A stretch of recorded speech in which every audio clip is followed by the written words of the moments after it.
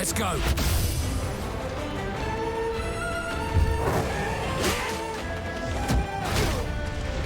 The time has come. You must hold on tight. Silly chimps should know their place. I'll destroy you!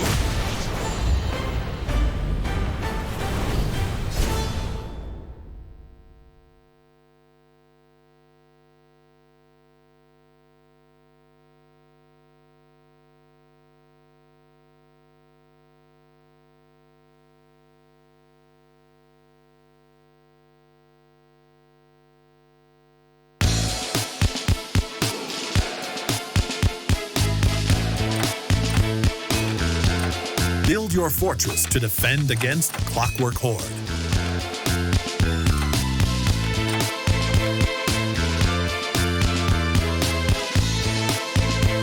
Control lock through 75 days of intense warfare across a dozen maps.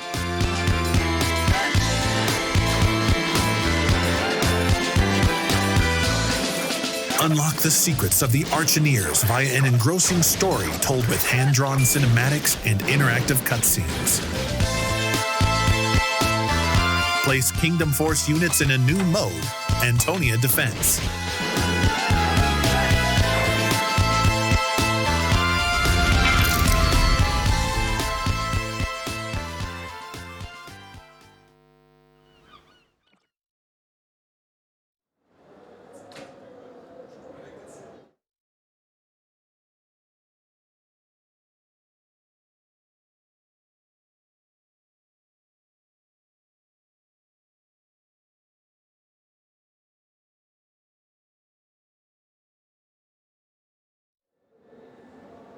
Und da sind wir auch schon wieder. Hello, welcome back. We're back here with the THQ Nordic live stream from Gamescom 2019 here at our booth.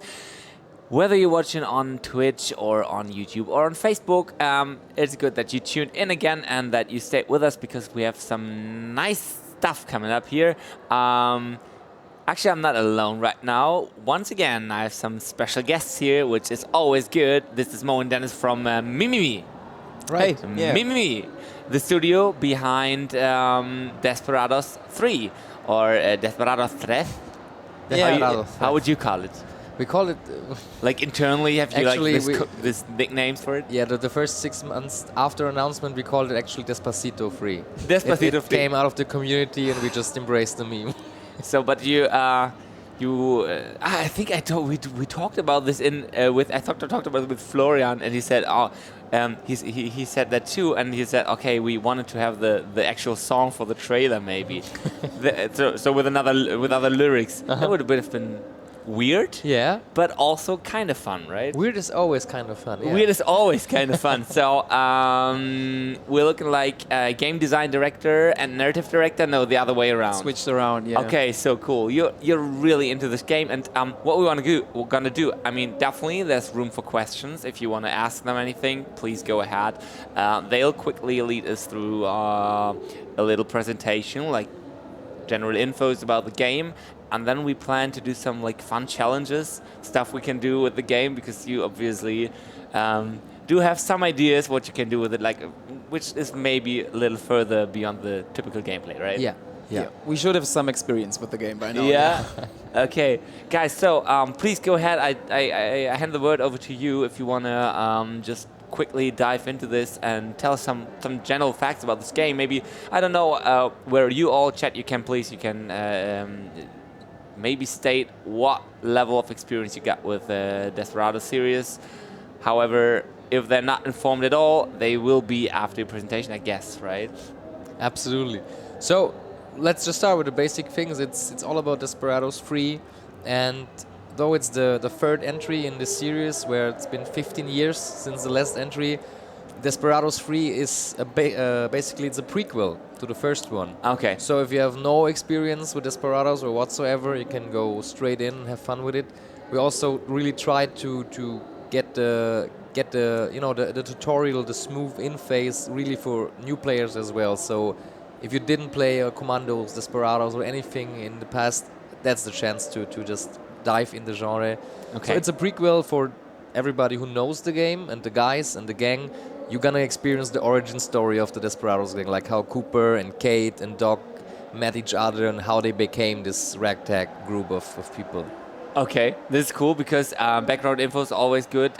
We've been doing a lot, or there are a lot of remakes in here right now. So the THQ release, the main releases, we have of course the Destroy Humans remake and the SpongeBob remake. So actually having a prequel also makes sense because I don't think it's already time to do a remake of the original Desperados games, right? Yeah, it's not that long ago, and THQ already did some. They technically polished them so that you can play them again. But yeah, that's why we decided to do a prequel, so we can just go in the past. Okay, so design-wise, if you want to make this entry really smooth, what was your approach to making that happen? This is something Mo can answer. Okay, Yeah, so way much better. we were looking a lot at how people played Shadow Tactics, which was the game we made before, and what they struggled with. And like there's things in the beginning, it's a little more railroaded than it would have been in Shadow Tactics. It's like the game is extremely open. Usually, you can do a lot of shit. But in the beginning, we try to railroad you a little bit and do it easy so you can get into the game more easy. That is one thing. Then the way we teach you things has also changed. Previously it was only text, and now it's actually videos, so you can see what's happening and know what to do. And it starts like that, and then we just gradually build stuff in until you know everything. And then, yeah, you're pretty good at the game, I guess. Okay. I hope.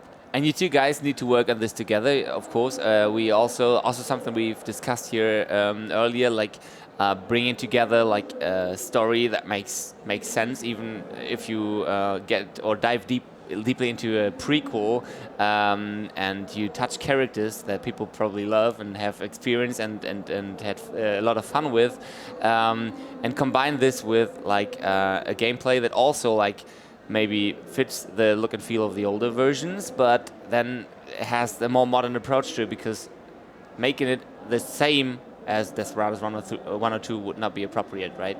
Yeah, that's absolutely right. So you have to get the feeling and everything right, but you can't just do a remake, a remaster. It's not the approach. Just a very light story about the game is to make it very simple. It's the voice actors, for example, yeah? So people want to have the voice actors back, the original voices. The problem is our guys in the story are younger than before, but the voice actors in the meantime, they grew older. So there's a problem. You just can't go for the old voice actors. So you have to find new voice actors. We tried to do some Easter egg kind of things, but we don't want to spoil everything. So Okay, it's just good. a little story in which kind of problems you just run. Okay. I see some questions coming in already. Please, actually, as I said, feel free to... I'll try to note them down maybe for later at some point. So there was a question right now on the isometric vision and 3D and whatever. So what do you think? If someone had a lot of fun playing the older Desperados titles, what will the new game feel like? I think it will feel fresh. Like as we said, we changed things. It's not the same thing, but you will feel at home in some way, I think, because the vibe is the same, and you're doing the same thing. You're still stealthing around.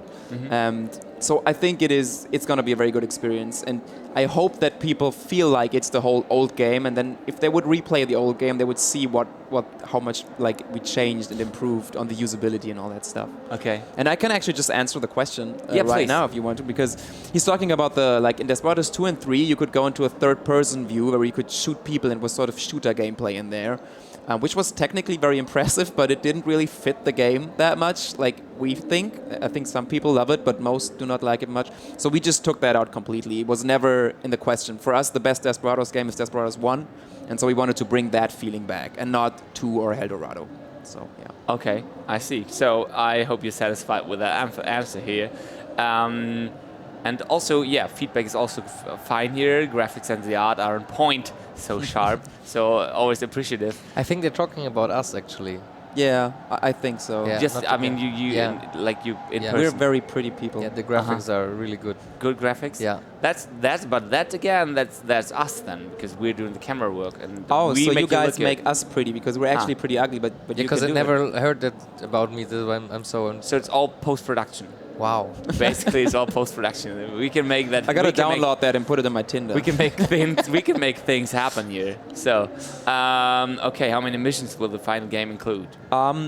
I always say between 14 and 16 because there's smaller missions in there, and I don't want to count them as real missions, but that's in that ballpark. Okay, I would have had to do playtime with that. So, what are you aiming at right now? 25 to 30 hours. Depends on your experience. If you're really, really good in the genre, it might be 20. If you're a normal player, it's 25 to 30.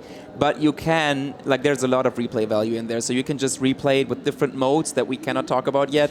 And, like, people played Shadow Tactics for like 200 hours, and it's a lot more easy to do that in Desperados. There's a lot more stuff to do. Okay. Yeah. What's the most fun stuff you can do? I mean, from your personal. We're gonna talk about that once we favorites. get into the gameplay, I I think, because see, there's okay. a section where we talk about fun stuff. Okay, you got fun stuff. So Yeah. okay, got Yeah, that lots of covered. it. Definitely cool. Okay, so we've been talking about the art style a little. We've been talking about the gameplay and how you combine those two, right? What are the plans like? If you think further down the road, you're making this game right now, and I think you're pretty far down the road with it, right? Are there any plans on like expanding this title when it comes out? Do you want to have some kind of add-ons or anything that maybe will come out later or add to this very title? Or what are the plans on this? So right now we're really focused to get the main game done. We're aiming for end of the year release right now, and we just had the closed beta. We get the feedback in. It looks really good so far, but we don't want to announce the release date if we don't know when it's gonna be. So as soon as we have it, we're gonna announce it. And after we took care, after all this main stuff, we will maybe think about and talk about DLC and other missions. But right now, none of these things are, because the guys at home are just really working on the game to get it done. So we tell them, hey, how about some DLC maps right now? They would just punch us in the face till we stop. I believe so. We could have just to interrupt real quick. We have a look at the booth right now, so you see there's a lot going on the stage. You've been on the stage earlier before, right? Yeah, just before the stream. Just before. We've just been on the stage. Yeah. What do you think? How's the experience here? It's great. The THQ booth it's insane. It's like you feel like on a venue you have so many different. The Destroy All Human booth, the Dark Side Genesis, the Desperados Saloon. How do you like your saloon? It's so hot in there. It's so hot. But it fits. It probably really was fits. back in the days, right? Yes, it really fits. You get in and like, I want a whiskey. Okay. It's really good. Yeah. So, did you get to throw stuff at people? Yes, we have this bandanas. We have them. So we throw bandanas. We throw Desperados shot glasses, which is kind of dangerous, but yeah, Okay. it's fun. What's the feedback you got so far? You had the chance to talk to people. What do you think? What's the general feedback on it?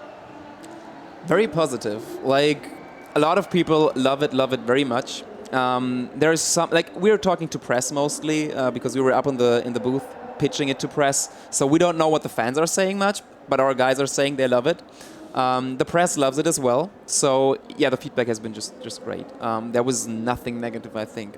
There's nothing coming to mind. And also from the beta we did a couple of weeks ago, the feedback is very, very positive. There was good stuff in there that we can improve on, but it's good. Let me into the beta, you slackers. Oh well, I'm sorry, it's over. You're like done. 1 month too late, done. you slacker. You slacker. Okay, don't be mean here.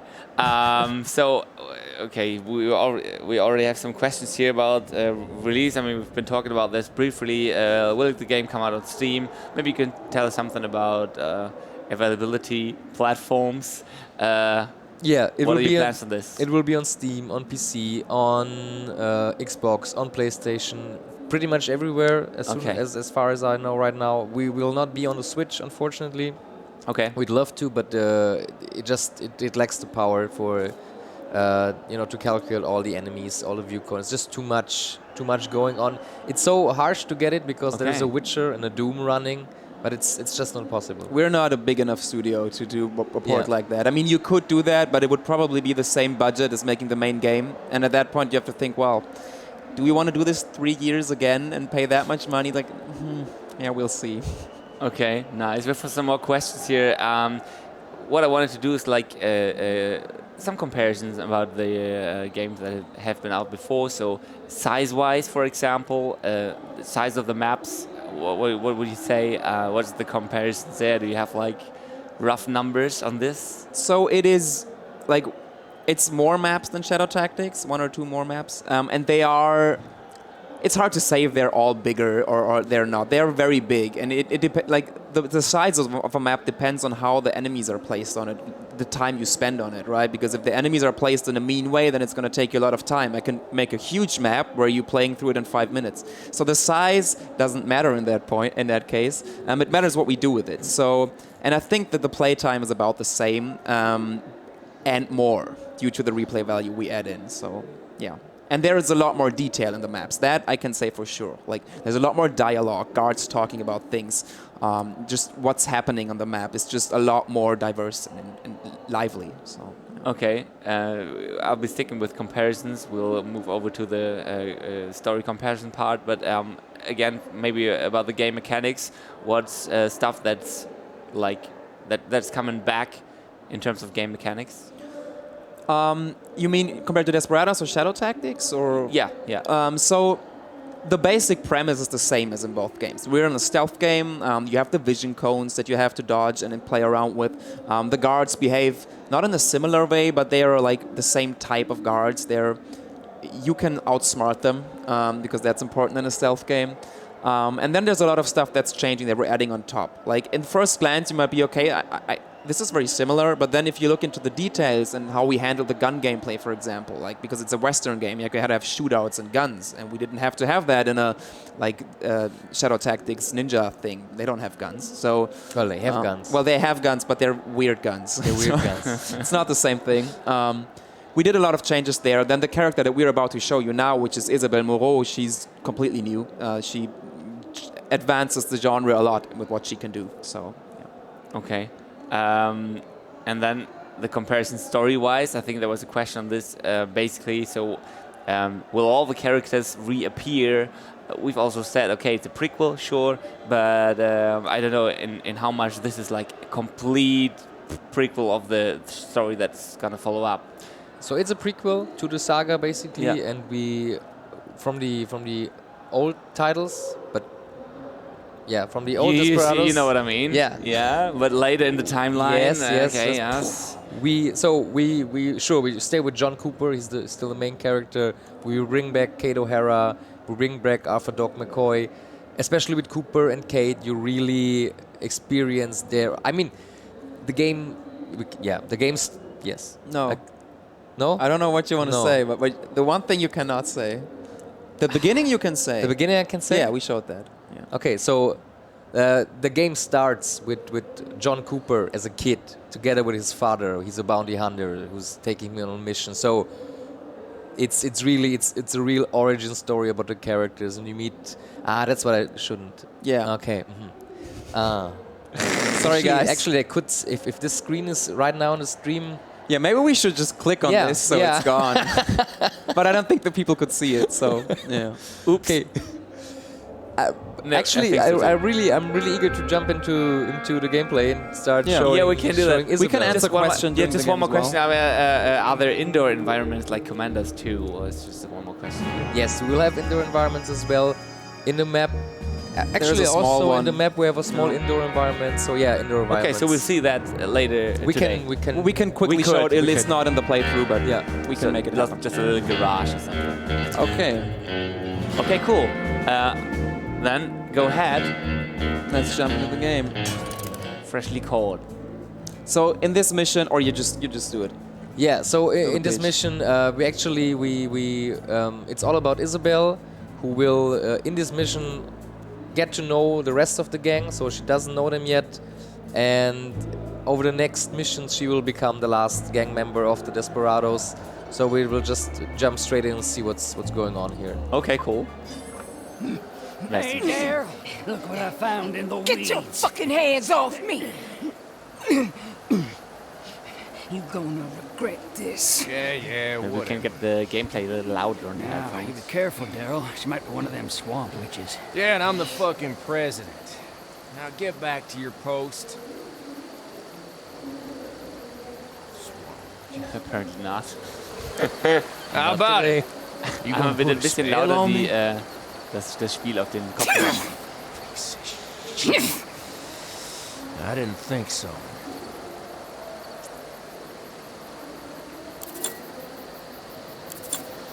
Okay, also vielleicht als allererstes, was ihr jetzt seht, ist I'm speaking in German suddenly. I have no idea how that happened. I talk German for so just one sentence. So And instantly he's thrown off. Like he's gone. Right, I distracted That's you. where my level is right But now. happened to me too. Like 2 days ago, I was starting like really with high energy, like oh wait, rewind. Okay, so go again. So first thing, what you're about to see is the Desperados 3 beta. We are doing a live gameplay presentation, so things may look weird sometimes or may odd, but just so that you know. So you can see Isabel is in a kind of a bad start situation here. She got herself caught and put in a cage by this river, bandits, slaver, guys, whatever.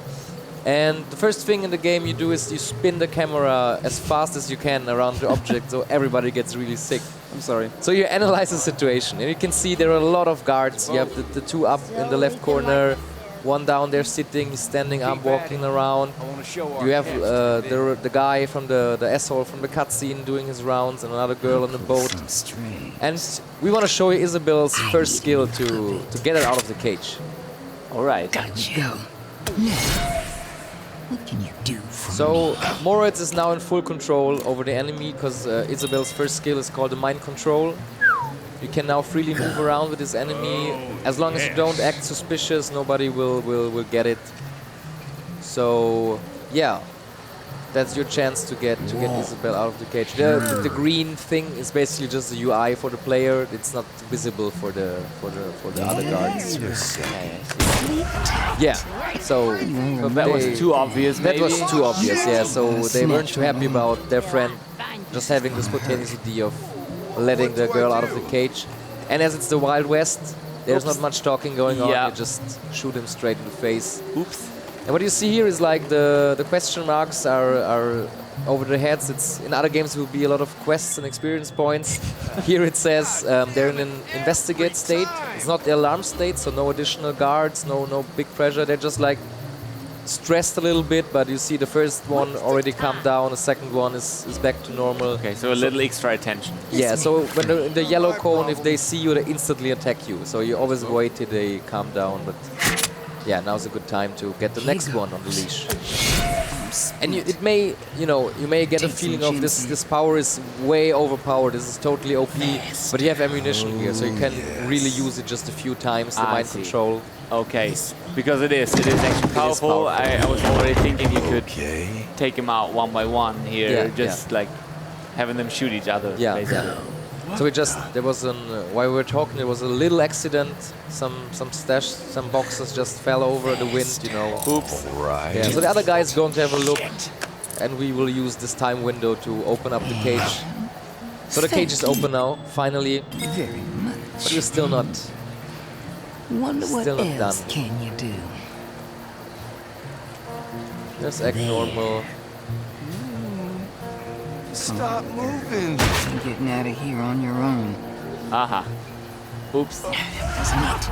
I'm so sorry. Okay, I wonder what's happening to him now. Yeah. Now we let him free. So you must imagine this voodoo thing she's using to control the enemy. Now let's head They're for that still ledge. aware what's happening. They just can't do anything against it. So when you give him the command to shoot his friend, you see he was kind of struggling while doing it. What? And after killing him, it just his mind just collapses and he knocks okay, him so out. he didn't let him free, but she really. Yeah. So when he kills somebody, he just knocks down the guard. Did you kill him or did you knock? I did not kill him. You did I'm not a very kill him. nice human being. Great. So when he was knocked out, you can choose if you want to kill the person or just tie the person up. It's whatever you prefer. Okay. In this case, that's not necessary. Yeah, this one we right? just stabbed That's why we them. killed this guy. Because she was working on the boat. Yeah, we should kill these people. Okay, working on nice boats. jump though. Wow. Okay, so basically we're out of the cage, but we have no idea where we are, what's going on. So we're gonna try to find kind of a vantage point to get an overview of the situation and see what we can do. This is actually looking pretty nice. Thank you. Yeah. This goes out to our great art team at home. who are working their asses Just off to take make them this game both. look beautiful. So we're gonna show you Isabel's second skill here. This is like the basic situation of the game. Two guards watching each other. If you kill one, the other one sounds the alarm. Normally you would use a distraction to get one looking away, kill the other one, and then... But with Isabel, things are different. Oh, this is real voodoo going This on is there. real voodoo going on here, yeah. So the connectability, it's her second skill. It connects any two living beings of the game, and whatever happens to one, it happens to the other as well. This is, as I said, this is also pretty There you powerful. You got some nerve leaving Ah, me no. hanging like that. Any living being, he said. Yeah, I Except see that where- one. Get up to me. Okay. That's the only, like, I'm always saying that's the only thing that you cannot aim at, because the cat doesn't actually exist. Like, she's... Okay, that was not what I meant. or maybe She she's not a living exists. being. Oh, maybe she isn't. That's Oh, true. rumors. We Get should, the- we get the should rumors going. Spin that angle. An Yeah. undead cat. Ghost cat, machine. zombie cat. Okay, I see. Okay, so this is Stella. Stella is her third skill, her companion, her cat, and Stella has a very powerful skill. Her skill is being super cute. Come on. We can use that.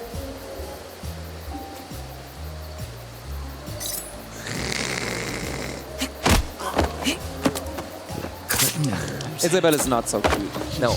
No, actually, she's not. Taking him out of the vision field here. Oh, there's a lot of enemies Yeah. on this See- map already. Yeah. So the situation is a little bit more complex here now. We have two guards watching each other, turning around, one patrolling guard. So what I want to do now, you see there's the This is the vantage point on the right. It's where we have to go to get the overview. So what we want to do now is combine two skills to get rid of them. So we're going to use the connectability and use Stella on one of them. We're going to see what will happen if we time it correctly. Hey, sweetie. You there? Off you go.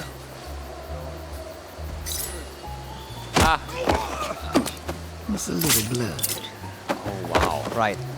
So what you can see right now, what Mo was doing all the time, Let's get the lay of if I the remember land. correctly, he's hiding the bodies. So it's a story-driven tactical stealth game. So you always try to get rid of the evidence in case a patrol comes by or anything. Luckily enough, the blood vanishes on its own. Yes, it's because of the very dry soil there. Yeah. So it just see. sucks it in very Yeah, fast. Yeah, okay. it's researched very heavily from our side. And every soil, is, even the wood is like that. Yeah, it's dry wood. Very dry wood. Sample. Fire. So Mo changed from killing to knockout, which you can do on the fly whenever you want. So again, he just knocks the person out, he ties them up, and she's also out of the game, the female guard. So it's really, we don't punish or judge you for like, don't get the S rank for super stealth, not killing somebody. If you want to kill them, you do that. If you want to knock them out and tie them up, you can do that. It's really about embracing this player freedom and embracing style of playing. Okay. So it doesn't let's see doesn't what's affect the game. happening. It mainly does not affect the game Yes, then. yes. Okay, cool. There might be some challenges that we put in that are like, kill everyone, kill no one in certain missions, but Okay. But like But just it's- generally. Yeah. So we just jumped the cutscene because we want to just give you overview on our own. So It's just to okay. give you a scope where we are in the game here. This is the beginning of the second chapter. We have 3 big chapters in the game. The whole first chapter was about John Cooper meeting Doc McCoy, introducing Hector, playing the whole campaign around Kate, and after some bridge explosions and wedding crashes and other different funny stuff which is happening in Colorado, they took a boat because they are searching for someone, a boat to New Orleans. On the way to New Orleans, with the boat, they got shot up by some bandits. Actually, the same persons that got Isabel as well. So we're gonna have a look at John Cooper, who's, as I told you, he's the main character, the hero of the series. He's still on the boat, so the captain is still waiting and fighting till the boat goes down. And all the other guys are scattered around the map. With Doc McCoy, he's actually hiding in this shed. They're searching for him everywhere. Then we have Hector. They put him in a cage, or a big one. Oof. And Kate O'Hara as well. They put her in a cage. This is actually really a big. Is this already a big like part of the map, right? Yeah, it's a huge map. So our maps are again these huge experiences. Actually, this one is rather small compared to other maps. It's big, but it's not one of the biggest. Like, there's definitely bigger maps than this. So the bigger maps, they go up to 2 to 3, even more hours of playtime. Like the very late levels are really you spend some time in there. That's why it's always important for us. You can see it here, and we will have it in all the levels, even in the darker ones. We always do beautiful places where you when you want to spend time, because you have to spend there hours. So if it's kind of gritty and dark all the time, like, fuck that shit, I'm gonna go back to Overcooked or some lighter game. Yeah. So we always try to make, even though we have dark places and mysterious places, always like it's still a postcard, you know what I mean? So it's but the real thing which this level shows, and it goes through all the game, is the openness. So the mission objective here is free the people and get out of here. So you can choose who you free first, which means which skills you get back first. So if I say, okay, I want to free Cooper here, I have to clear the setup. There's water, so I can swim around freely. I can enter from wherever I want. So it's really all about, again, this freedom, and there's not the one right way, or like you can go left or right. It's always like, okay, here's the mission, here's the objective, have fun. The tactical aspect of it too, yes, right? Absolutely. Okay. So we're gonna load, right? We're gonna load. We're gonna load a save game now.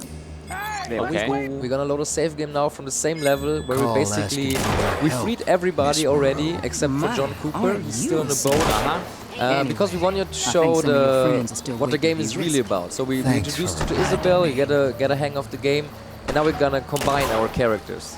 Okay. Question is how many bandits are left? Oh, a lot of them. We're gonna go over that in a second. Okay. So you can see it, but yeah, Dennis, take it away. So actually, we will start with this setup here on the island. We have a lot of enemies. We have the guy standing here. We have a guy standing down there. One on the right. No, up there. Left, right, up, down. Yeah, there's one. A lot of guards. The most annoying one is the one we just marked, because that's the running guy. So you see, he's running around, the view cone is all over the place. Yeah. So one strategy could be get rid of him first, because he's annoying. He will fuck up your timings, he will fuck up your plans. So first thing Mo just did, we put him on the leash with the mind control, but we won't be able to kill him here. I'm still busy. If you're really good and fast, it may be able, but we have a different plan. We have prepared something. Hector did already clean up this area. He's our big guy. He has still 2 bodies with him. And just throws them away. So now we have a nice quiet place up there. And we wanna just use the mind control ability to get him out of there. And Hector will take care of him. If you see the reach of the mind control? You see the white line? Yeah. Okay, that's if you cross this line, the connection will just break. I'll do it. Ooh, that's dangerous then. Yeah. And how long does that last? From a timing perspective, it's infinite. So if you have him once, you have him. Cool. So, switch to Hector. So no extra stress there. No. Right? Hector has this beautiful big axe. You can chop off wood and especially heads. But we're not gonna use it because it's too brutal. We're gonna do something else. He's ready. This is not brutal at all, right? No, it's very chill. Oof. Ah, no. Oh, man. Time to go. Yeah. Oh, that's green, but you still gotta drag him away, right? Yeah, they're gonna throw him away. You guys throw him away, Yeah. sure. Because Hector is a big guy. He can do these really things. strong there. Yeah, so now we're gonna position him in kind of a ready front up position, like hidden in a bush, but near to the next enemy, just in case something goes wrong. So, but you definitely always gotta make sure that the character you previously controlled is in hiding before you switch to another one, because right? if you don't, you will just play another character, so like, oh fuck.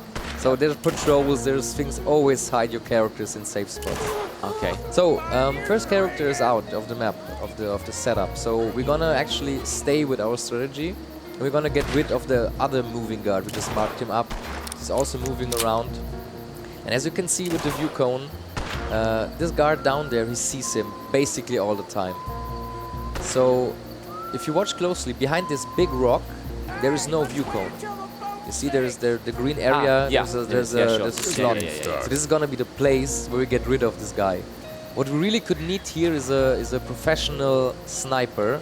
My God, there is a professional sniper no. sitting on just that rock over there. Look at that. It's No, Doc McCoy. luck. it's Doc McCoy. My specialty. It's his specialty. I I love it when we do the city and you just jump the cutscenes. He's like, whatever. You start. Okay, so there's our target. We just lock on with our crosshair and with the right moment. That's it. He's gone. Nobody sees it. Throw him in the water. Yeah, we're gonna throw one of them in the water. Just wait, got That himself. was awesome. That was awesome. What did he Stop mean? I it. think he meant the everything. bear claw. Everything. Oh yeah, the bear trap. The bear trap. The bear trap. So you can see as soon as you got rid of the two moving guards, the situation feels much more control, right? You see there are three guards, they're just watching each other. So the plan now is to use Isabel and combine two of her skills to get rid of them in one big whoosh. Okay, we've seen similar things already. Made short work of that little bean. Maybe we'll give them a taste of their own medicine. You ready? Don't get spooked now. This is gonna hurt. So we connected these two guys and we're controlling one with the mic control now.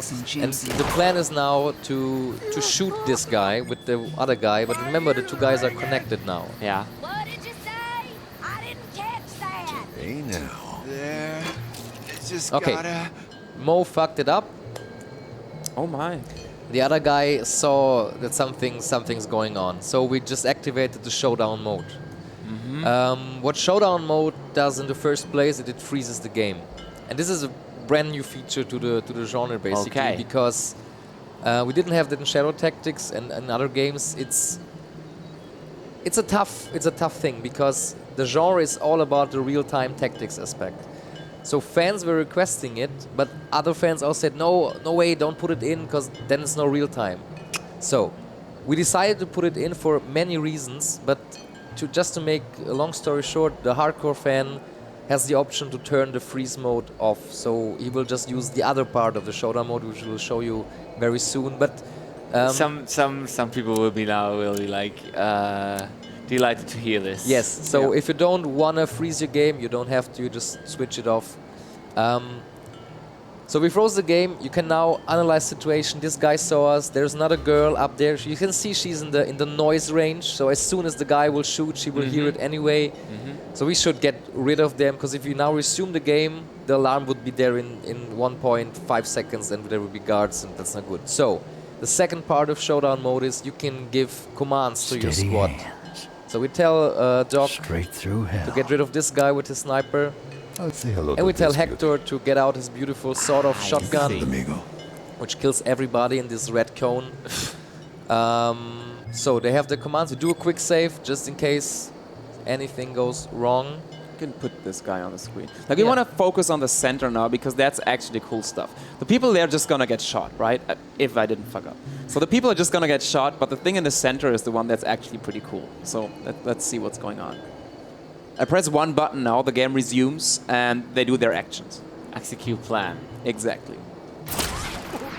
Got one. I'll be damned. That affected both of them. So the cool thing here is that Sweetheart. the one guard shoots the other guard, but they're connected, so he right. shoots himself as well, I saw you right? shoot those And poison that sort of darts. shows what we can Right. do with this That's how I skill. did it. Would they be able to kill themselves out in there, a way? Like meet me I on the imagined, deck. like drowning them in the water or whatever. We will show you some things later, maybe. okay, We yeah, have some just- time left. But we like specifically, like, they cannot shoot themselves. Yeah. We took that out because it was very dark. Like, you would do things that were just not fun with that. So we just took that out. But you can do so much crazy stuff with it that you're not gonna miss that. I promise. Okay, cool. So we basically, we cleared the setup. John Cooper is out of the boat. We can just go in, unlock him, and then fight our way out of this mission. But what we want to do now is we're gonna reload the whole setup. Okay. And show again. you a very Call special asking for approach help, to this Miss situation. Monroe. Okay, I see. Aren't you So some- the guys in the stream may Anyway, hear it. I think If you some have of the your game at friends home, you still will, waiting to be rescued. by looking in the Thanks for environment and reminding listening, me. all the enemies have these conversations going on. You will listen in, you will find out there's this beautiful, beautiful Gatling gun just waiting there to be used by us because they're not allowed to. The story explains why they can't, but we can. And yeah, so it's not an action game. We can't just go in there and get the Gatling gun. They would kill us on the way. But with the mind control, it's a little bit easier. You just stab a knife through your hand. I need a minute. I'm still dizzy. Yeah, we will save just in case. Let me have a look at that. You take yourself forward. We're just waiting for the one annoying running. Yeah, now he's Leave gone. me be.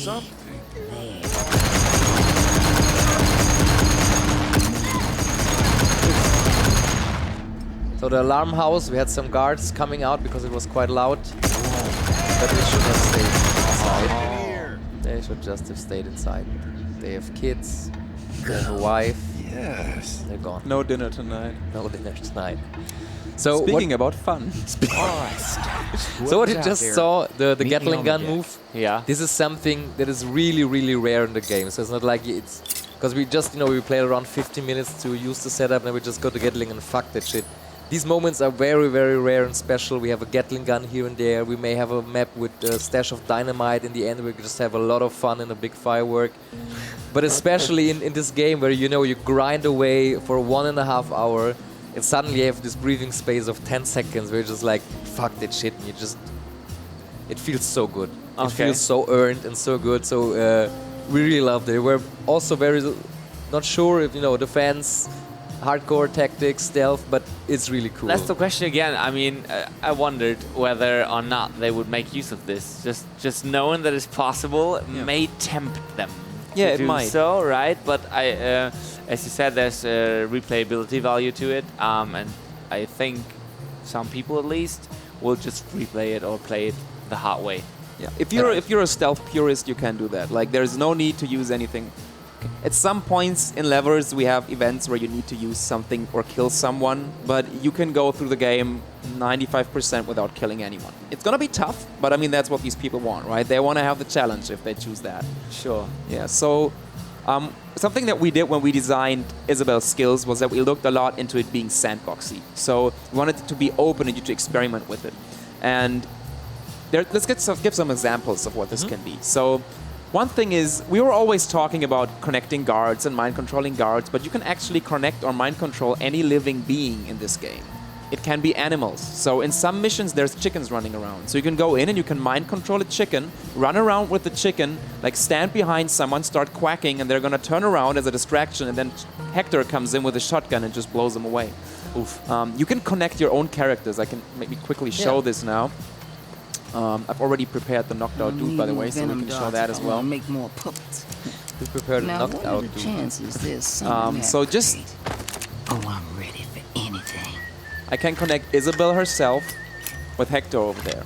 And now if they both had taken damage, we can see that only Isabel is missing a health point right now. But if they both had taken damage and I would use my heal, it would heal both of them. Ah, nice. So, I mean, this is just a small thing, but you can do a lot of stuff with it. Fix me right up. Okay. And what we're gonna do now is we're gonna jump into the water. Oh, I'm really curious. Yeah. What happens if you connect Hector to another player character and use his whiskey? The player character takes damage, and I think they are also knocked out. Yeah. Yeah. Hector has this extremely, like, we can show that the icon of his the skill. This thing. Okay. It's very strong booze that only he, like, anyone can drink. Like, if he gives it to someone else, they would get knocked out, and he gets healed by it. It just heals him because he's, I don't know, he's not an alcoholic. He's but not I an mean, maybe alcoholic. He has very special genes. He's Texan. His girlfriend is a trap, so His girlfriend is a big trap. Hello, Bianca is ready. Special. I love him. Look at you. okay. So let's see. I've prepared this guy. Now this will look a little wonky because the animation is not implemented completely yet. But I'm gonna try to make it look less wonky. You can see he shouldn't stand there. So he's there we knocked go. out, but we Yeah. connected him to who did Well, we connect currently him? he's connected to Hector actually. Oh, we shouldn't do that with Hector. I have no clue what happens if I do that. I'm not gonna do it now. It will break everything. We'll just turn into a chicken and fly away. Okay, so the thing is that everybody's dead down here, I think. Oh, this did guy you- is still what did you alive. do? We should take him. Yeah, we had to free Doc before, so... Oh, right. Yeah, they're all dead. Oh. Massacre. But here we can see actually the indoor. Yeah, the true. indoor environment. That's yeah. the indoor part. They're always like this, so if you turn the camera, you can see the walls are popping in. we have buildings that are more complex than this. We have big brothel like on 2-level buildings. Okay, now this is gonna be interesting because I don't know if we're gonna be able to see it, but I will try to make it happen. Well, I can if you plan use it the with shadow yeah, mode, shadow mode. So we're gonna connect this guy now. Now, something that you will see by this is the range. So you can connect people with infinite range like this. There is no problem because we want to have fun with this. So what we're gonna do now is we're gonna swim back there. That's getting really in. Do they recognize this at all? I mean, you It said is like that the controlling thing. Yeah. They recognize this. It's like a mosquito bite to them. So they think they've been bitten. Like, she uses a blow tube and she shoots small darts with poison into them. So it's basically poison that fucks with their mind. And they think it's just the mosquito, so you just hit their neck. You can see their vision cone actually gets yellow for a short period if that happens, because they are, okay, something is wrong, but then they're like, okay, I don't know what happened. And they're back to normal. Okay. So just to wrap up the thing, we have a knocked out guard connected to living guard. We plan to throw the body into the water. We're gonna have a look what happens to the other guy if we execute this plan. I see. I'm gonna save now. Oh my god, because things might go wrong. I love it that it's so large distance. We never did that before. Okay. Well, I'll be damned. That affected both of them. So he's drowning right now. Ignore the blood. That's still. It shouldn't be there. It should be water. Yeah. But what happens is he drowns. Poison So you can see how much potential this stuff has. And now there's alarm. Oh. Yeah, I mean, it's not an accident if a guy drowns on the floor, I think. It's like fucking what the fuck is going on? Yeah, this is scary stuff. So they sound the alarm. But it's okay because we're on the other side of the map. I don't care if they're alarmed over there. Yes, that's very good. So yeah, that was basically a glimpse into what you can do with Isabel. You can also connect your player characters with enemies. So let's say I'm in a gunfight and I connect my character with the enemy, and the enemy shoots me and he dies. So it's a sandbox. There's a lot of possibilities with it. But again, then we'd have this this alcoholic thing. We could try this one out. This would be fun, right? But yeah, I don't know if that's possible right now.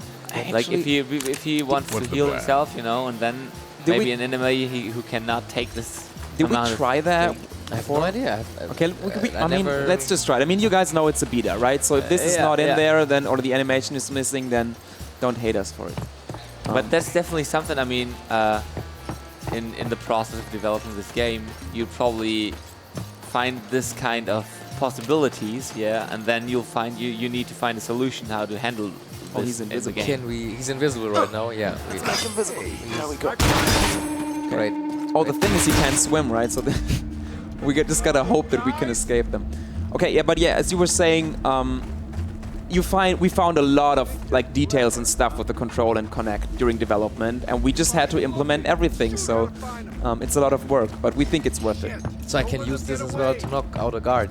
If I connect Hector to a guard and Hector of course, that's what we're trying to do now. That's why I took damage. I just fell asleep for the last 3 minutes. Oh yeah, that's why didn't I? Oh, welcome back. Welcome back amongst the living. Fuck am I?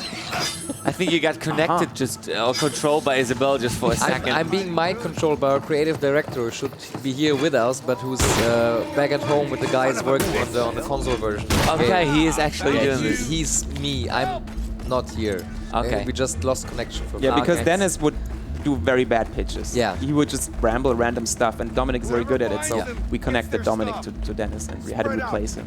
Okay, just fight my way out for a few seconds. So much random talk. So okay, now let's see if this works. I took damage with Hector. Turns out he wasn't only invisible, he also was invincible. Okay. Put all the cheats on him. Put all the cheats in there. Will there be cheats in the final game? There will, but you will not be able to find them easily. But I think we're not gonna remove any of this, so... Okay, great. Okay, so connect the dude.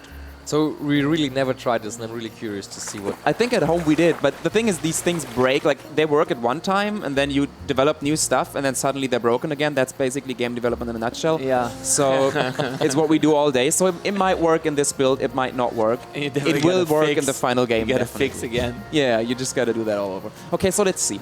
Hector is sitting there. Hector has some hit points lost. I'm gonna quick save. Stay connected. I'm gonna switch to Hector. I'm gonna take the booze. We're gonna wait until he's out of the bush so we can see what's happening to him. Take a sip. It's done.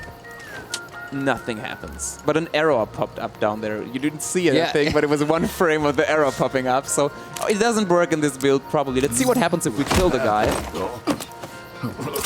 Hector's dead. Okay, that works at least. Okay, that works. So we killed Hector. Great. Great. Very great, yeah. Yeah, that's exactly what we wanted to do. So it can go fire backwards, of course, because this is a very experimental skill. And you can, like, if you do something like this and you kill the guy, of course Hector's gonna die. You gotta think a little bit, which I did not do. So I've gotta kill the connection now. There we go. And I can take him out like this. How about I can. how about saving and stuff here? So you'll be able to quick save at any point, or what's like? You can, like in the game, it's very important that you can just try stuff. That's what we're doing now, basically. And you can see how fast the quick save is, and if I quick load, it's just as fast, basically. Okay. So we put a lot of work in that, and it works always. There is an option for people who want to go really hardcore in the difficulty settings. They can set how many saves they want. They could say, I don't want to save at all. I want 1 save, 2 saves, 3 saves. That is very masochistic, and I would not suggest this to anyone who's new to the game, but you can.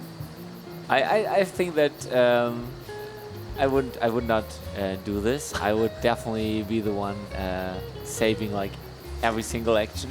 Yeah. So that's how we play as well. So, right. Like I had to play actually in the booth down there. The quick save wasn't working because the build somehow unpacked weird. Something weird happened.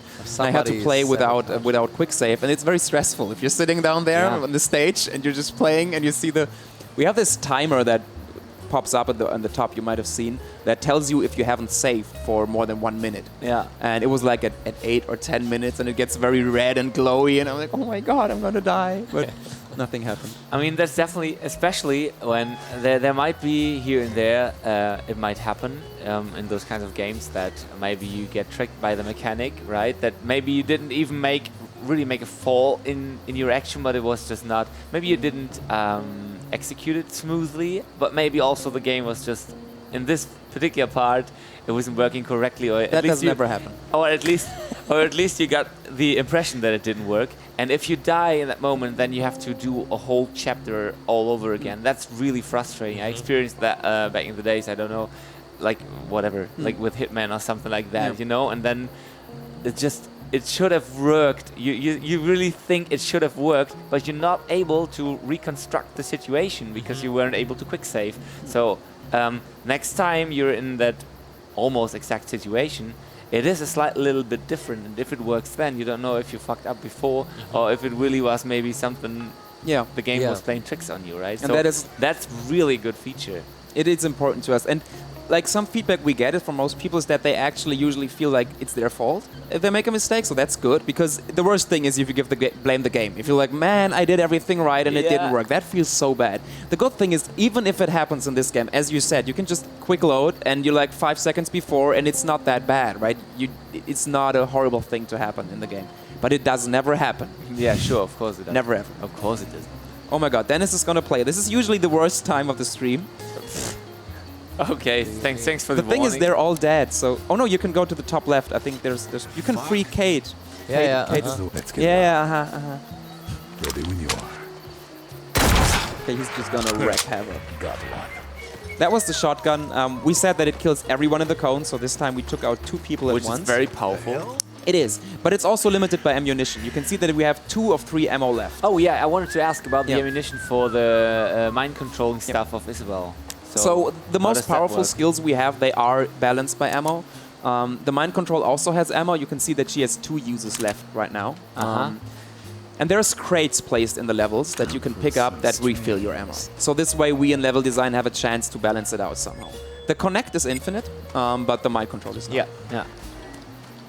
And with this also, since we implemented that pause function, something that you can do in the game now is actually play with guns a little more. And that was one of the goals we had, because it's a Western game, as we said before, and you want shootouts in that. But it's also a stealth game, so that's sort of a tough situation to be in. So what we came up with is that each of the characters has a very unique gun, and they're very strong, but they're limited by ammo. And we balance it in a way that you cannot go in and just start shooting all the time, and then you get kill everyone, and then you get to the next setup and you just start shooting again because you will run out of ammo. But you can do that once, and then you're out of ammo, and you get to the next setup maybe, and then you pick up some ammo boxes, but you have to stealth a little bit in between to get to the ammo boxes. So that's sort of how we balance and create, like, make it possible to have gun gameplay. Okay, this is a big guy like there. Yeah, you really have done yourself again, Dennis. Let's see how you deal with it. I mean, I died down there, so maybe you can do better than me. It's just funny, imagine 3 of those hiding in this little... It's just really, they're like just, at some points, just okay, well, for the sake of the... just... Okay, yeah. Okay, now Dennis, you should use the pause. Yeah, that is exactly what it's for. Okay. You can quick save now. Yeah. I'm gonna coach you. So again, about the quick save, does it override the previous quick save, or can you go to the options quickly so we can show it?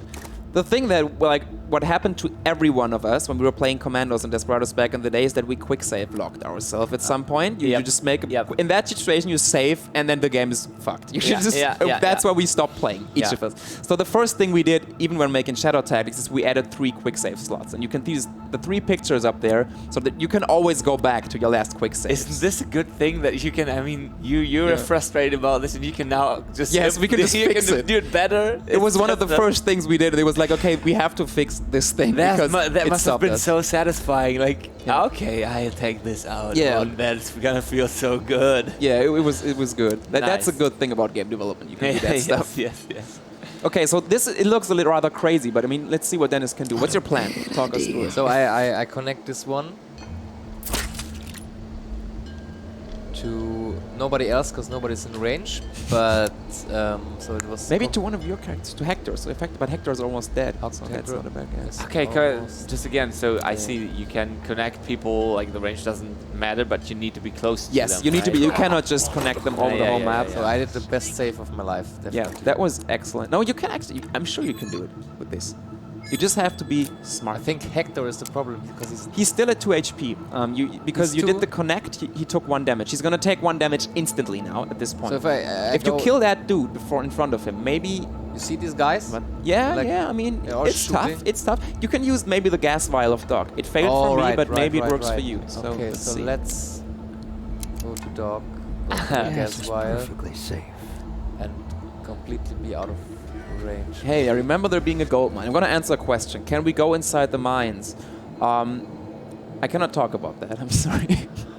Answer the question. Well, at some point we will announce something regarding that, I guess. But okay. Let's do this. Are they in range? There's just one guy. One guy, but I hope they will just move. They will move forward. Is there gonna be a special limited edition like the one with Shadow Tactics? Yes, there is going to be one. There's going to be a collector's edition that THQ is making.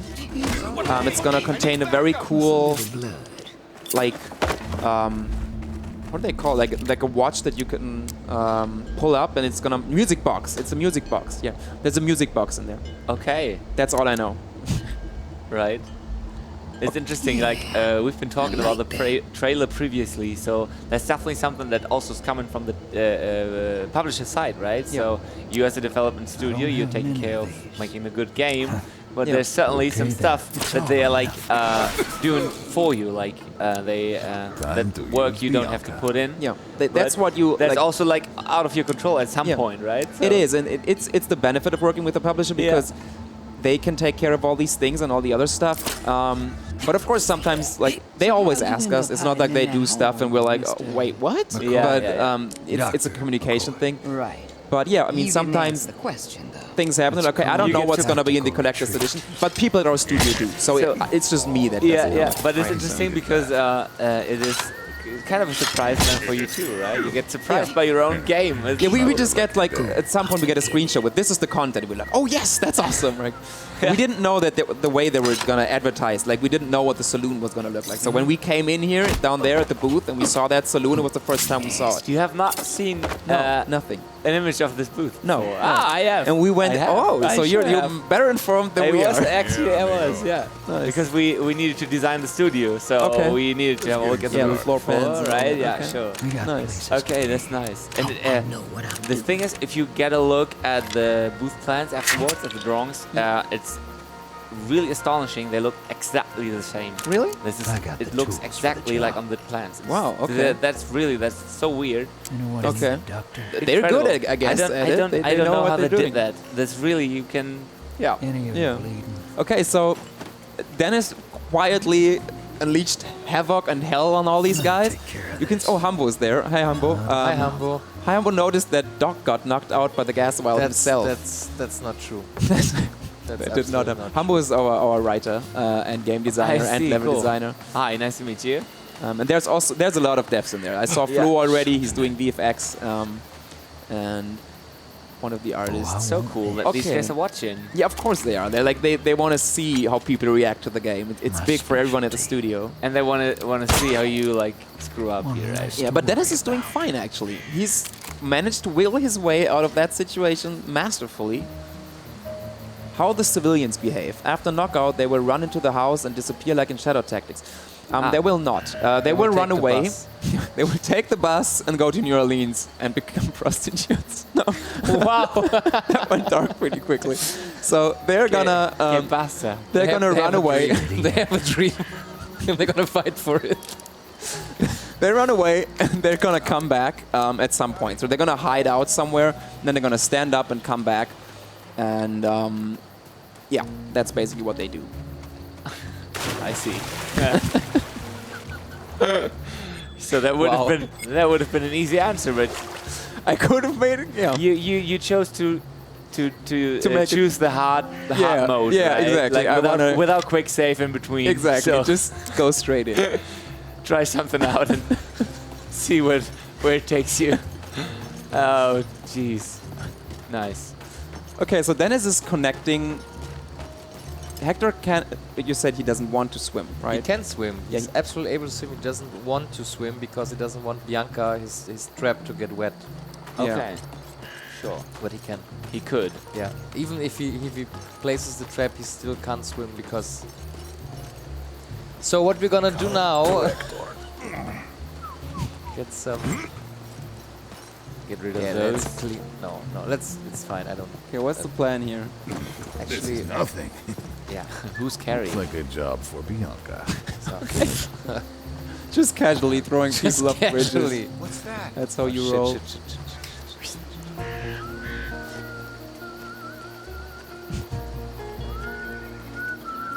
So what He's exposed down there, you know. There's not a bush in know. sight, and he cannot swim or climb. I know. Okay. What about the soundtrack here? The What do you soundtrack think is, about this? yeah, it's beautiful. Like Filippo, who's our maestro, he's making the music for the game, and he puts a lot of work in each of the levels. And something that we do is that we fade in and out different layers depending on what stage you're in, what's happening. So if you free the characters in this mission, there's going to be more and more layers being unlocked. Depending on where you are, the music's going to change. So it's very, very lot of stuff that's happening. Oh, I want this. Hi, Bio. How you doing? They want to lure me out of the studio. I can't right now. I'm like in the middle of something. So this is one of the ammo boxes we're talking about. Nice. So Hector can now refill. Yeah, sure. But it's only one refill or limited, or can he? He can use it like it has a limited amount of ammo in it, and then he Okay, can use so it. he can but just it go cannot go below, back. above the maximum of his ammo. So you cannot carry more than 3 bullets with Hector. And this is also a difficulty setting. I love the pause thing. It's just in Shadow Tactics you would have had a real problem there, but Now this is rather easy, right? yeah. It's not easy. It's possible. You can do it. And then you have to deal with this down there. Now imagine if he did not have any ammo anymore. Oh Okay. yeah, you see, this is already going badly for him. So they're gonna start storming. The cooldown is going down.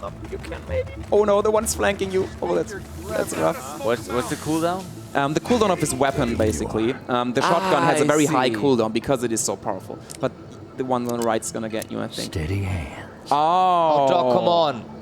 Can you reach him? Try aiming, wiggling around a bit. Maybe there's a slot that you. Go to the head. Yes. Oh, yes. Oh, this is good. I got a feeling about No way. Save yes. now, because Yes. maybe there's Somebody yeah. out of this one. nothing. Yes. And you get a badge for it. Kill 5 guards at the same time. Let's show the badges Yeah. quickly. So, because this is something Yeah, that we had in Shadow Tactics as well. We've got here. You get these challenges. We do not show them to you in the beginning because we want you to play like differently than you would normally. But you can see the stuff that you can do in each level that makes it different. And for example, don't enter the water is something that's pretty insane in the map that looks like this. That is basically 50% water or something. Actually, this just real quick. This freeze feature Yeah. that makes your group more of an action team, right? So they're a little more. It's tactical action. It makes yeah. it possible to go like fuck. But you know what I did was still tactical game. It was like I didn't go like yes. It was like okay fuck. Let's aim. Like what if I was there like in person I could do it, but it gives me the possibility to go like. But they just gotta react like in fragments of seconds. Yeah, but it gives you this feeling of this special team, you know, just like. And they should be able to do this as they are. Yeah, right. So it really fits the fantasy of playing this game really, really well. I like think. that feature. Yeah, I like that feature. So we could try to get. You just keep playing. I think you're doing a great job with creating awesome situations here. All right, let's go on. Actually, you guys were able to like eradicate some of the main disadvantages I always felt for this kind of genre here. So this is really that's good. That's good. So maybe it's gonna be your game too. now. Yeah. You can get into it. And I think the beautiful thing is that, as we said before, you do not have to play like this. You don't have to ever pull a gun in the game. If that's not your style, you don't do it. And again, Dennis doesn't have any shotgun ammo now. So he did that once, but it's gonna be tough to repeat that thing until he finds a box of shotgun ammo. I think he used that one down there already, so there's none left for him. So No shit getting past those eyes. that's Kate ammo and that's Cooper ammo, so you're not gonna be able to refill. Wayne. You're also out of dog ammo. Okay, so now it's gonna get tough. Now it's gonna get tough. Yeah, but you don't want to repeat the same trick over and over, right? That's true. We don't want to, like, it would get boring. So this is why we balance it in that way, that you Is that a can. rhetorical question? You have to work, like, you have to play stealth at some You point. expect some sort of Start reward. somewhere. I'll have to decide. Using the bat. What do you think? I mean, how often does it Don't happen worry, that sunshine. people, like in the actual game, after it's released, find ways that you to solve a mission that you did not ever think of? It happens often. Like, when we started making games, we made a game that was very, very linear. It was a third-person platform that was completely linear. And our approach back then always was, if we see something that we didn't anticipate, we're gonna fix it. And then we made Shadow Tactics and Desperados, and the approach changed. If we see something that we never saw before, we're gonna support it. Because we're like, okay, this is what the game is about. So the things are open, and you have to let go at some point as a designer. You're just like, okay. I gotta concentrate here. So you just have to let go of trying to own everything in the game, because the players are gonna find ways that you never anticipated. And that's the cool thing about it. How many enemy types are in the game? It's asked by AJ and Ewan. Let me count. So we've got the... Okay, I don't actually know the names they really have, so I'm gonna use the death names. So we have got the Minion. The Minion is a melee enemy. He usually has an axe or a shovel or something, or a hammer. Then we have the Simple Guard, which is the basic guard that we're just killing all the time here. We've got ponchos. They are wearing ponchos, and that makes them stronger. So they can... Oh my god. No guns left. Okay, now he's loading. Yeah. I see, okay. So we've got the poncho. He's resistant to distractions a little more. We've got the long coat. We briefly saw that guy before. He's very, very strong. He has multiple hit points. It's quickly reloading. It's funny. And we have a dog. That is a new enemy, but it's not on that map, so we cannot show it. But what Dennis is doing now is actually what the game is like most of the time. You're just trying something, and you're trying it over and over again to get the timing right. The animation of the figure when he walks down that ladder is just the best at the moment, because he just breaks. Okay. I see. This is very ambitious. It's never gonna work timing-wise. Sorry, I didn't say that.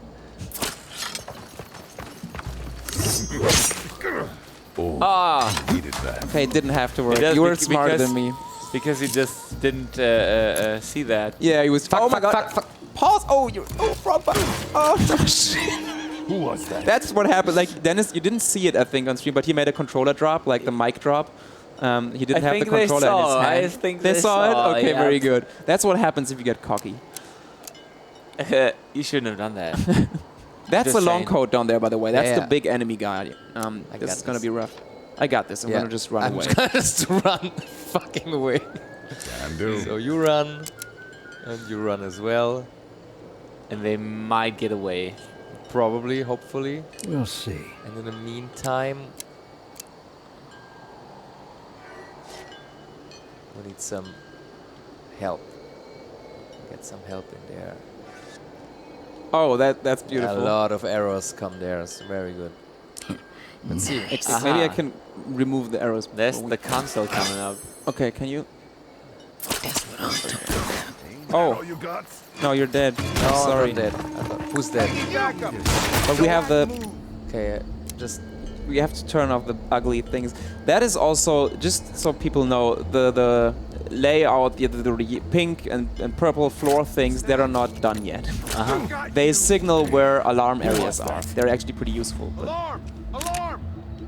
Okay. yeah, now reference exception is the best. It is the best. We love it so much. So you definitely got to do a lot of testing here, right? So this now is probably we're gonna show in the this stage you are right now with the development. Currently, it's just testing stuff and fixing stuff.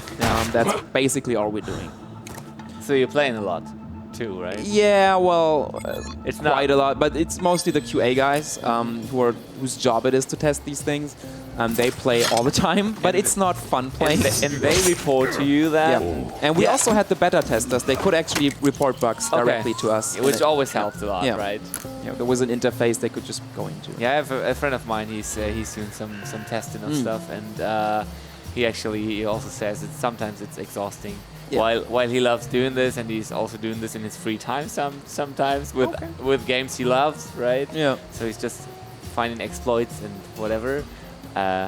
But yeah, I imagine that if you just need to find those. Yeah, if they task you with finding something that's hardly reproducible and you're just like trying whatever comes to your mind. I mean, there is a bug we had in this one that happens if you you save the game, then you reboot the computer. So let's say you just turn it off, the next day you turn it on again, and you load the game, and only then, it like 50% chance that the screen is sort of milky.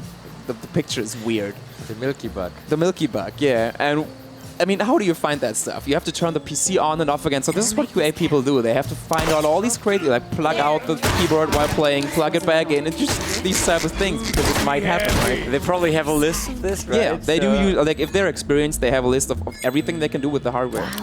And back in the day, that must have been a lot crazier. I've heard talk about what people were doing, like on PS1 days, where things wouldn't work, and they didn't know anything about the PS1, so they had to call Japan, and Japan was like, "We don't speak English," so it was incredible. Like there's a talk on that somewhere of a guy who fixed something in a PS1 game. It's Okay. hilarious. It's It's really quite hilarious. luxurious right now. Yeah, we're living in good times for that sort of stuff. Mm-hmm. It's very nice.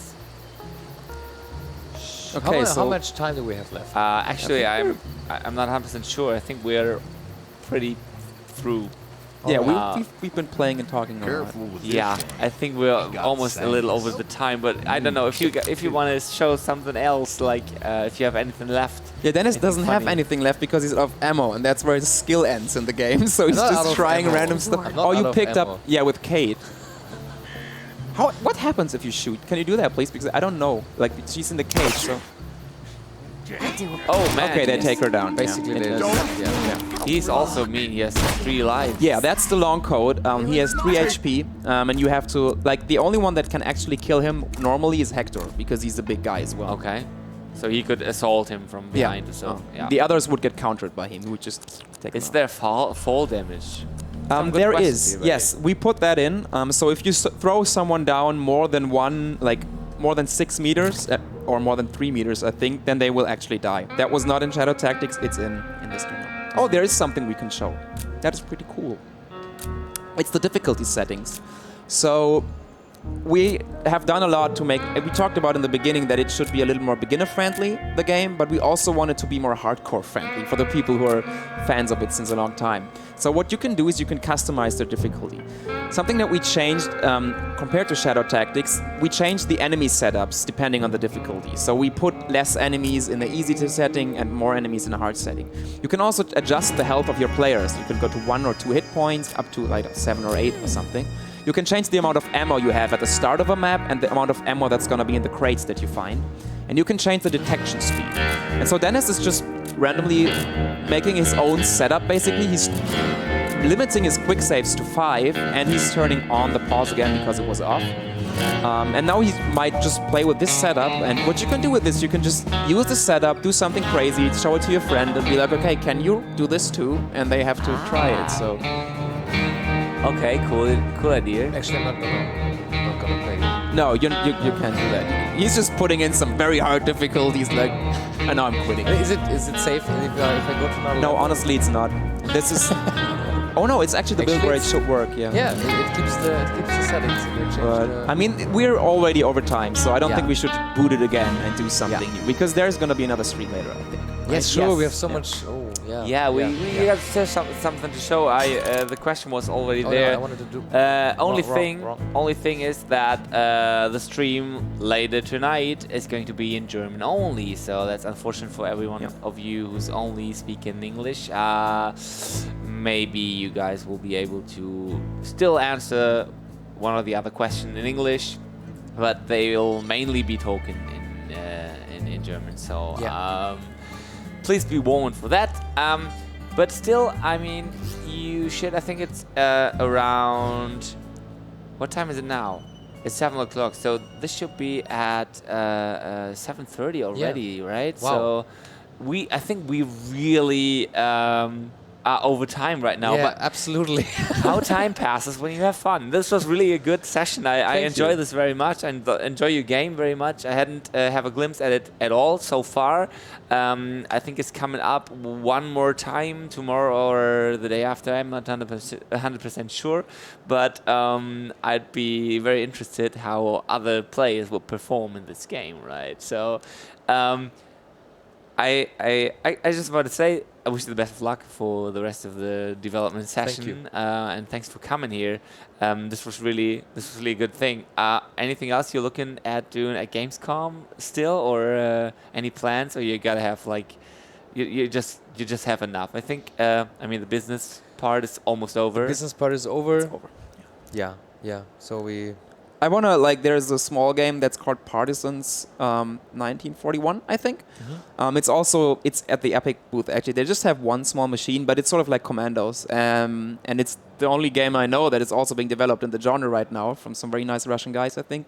And I just wanted to check that out still. So a recommendation for all of you, Partisans. Yeah, Partisans. Check it out. Okay, cool.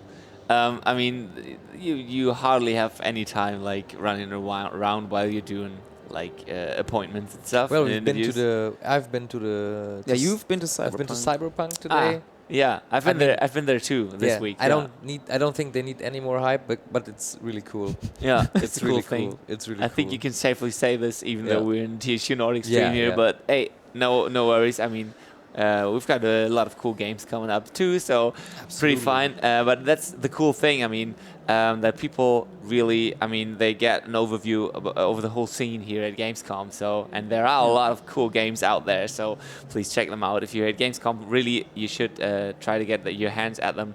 Even though you gotta wait, I gotta tell the story just one more time. We've been doing, as I said, we've been doing the quizzes, the Q quizzes yesterday, and people could win the fast path to the front of the line, and someone won.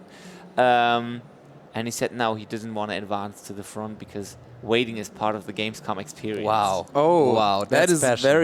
that's passion. That's passion. I would take that fast pass and run to the front of the stage. and then get back to the end of the line and wait again to play another time. Oh, that's dedication, man. He was there with like two friends of his, and they would have all been able to advance to the front. So we would have given them all the fast pass. And the two friends were like, "What are you doing?" And I think maybe Shut up.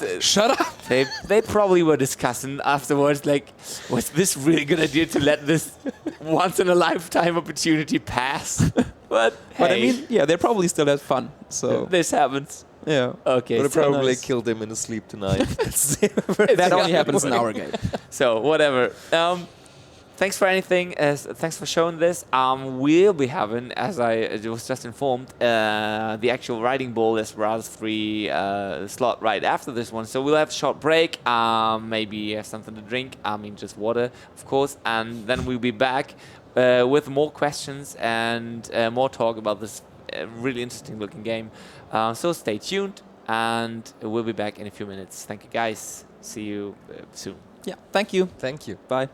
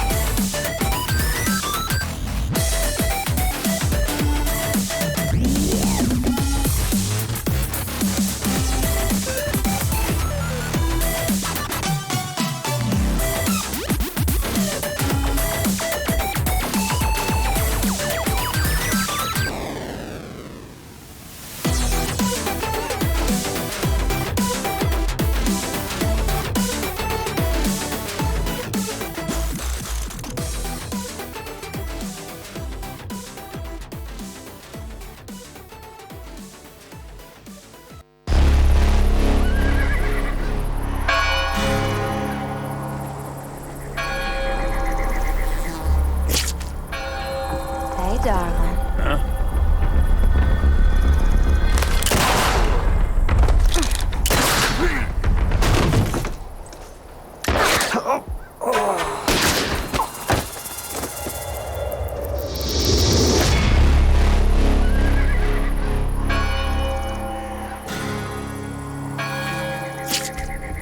Hey, darling.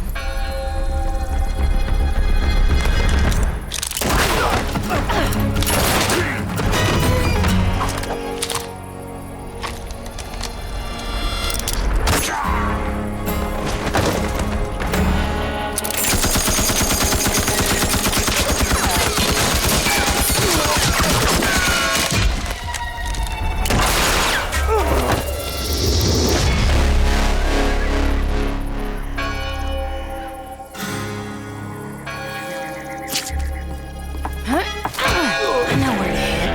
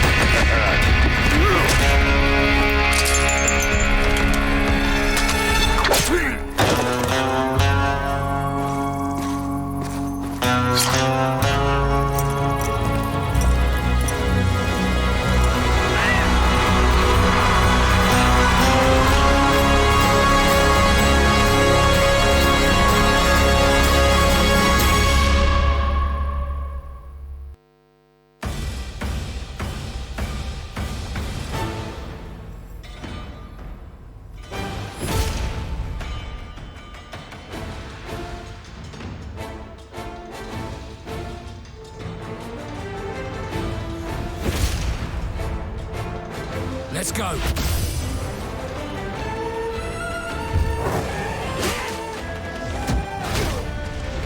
The time has come. You must hold on tight. Silly Only chimps should know their place. I'll destroy you!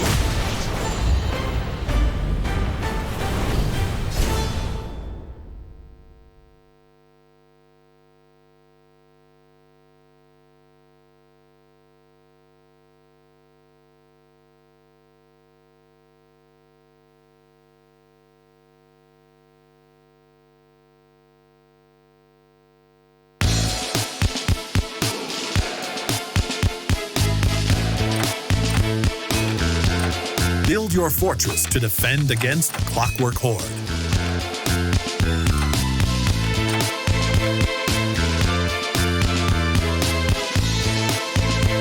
Control lock through 75 days of intense warfare across a dozen maps.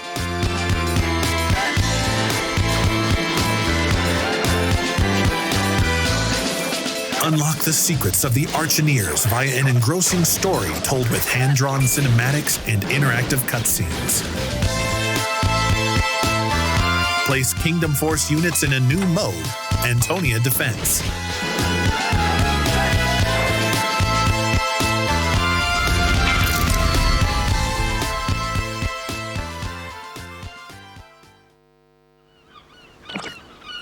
Alles klar, Kinder?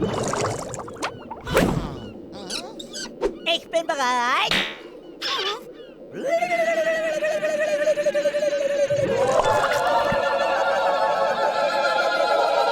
Product not yet rated.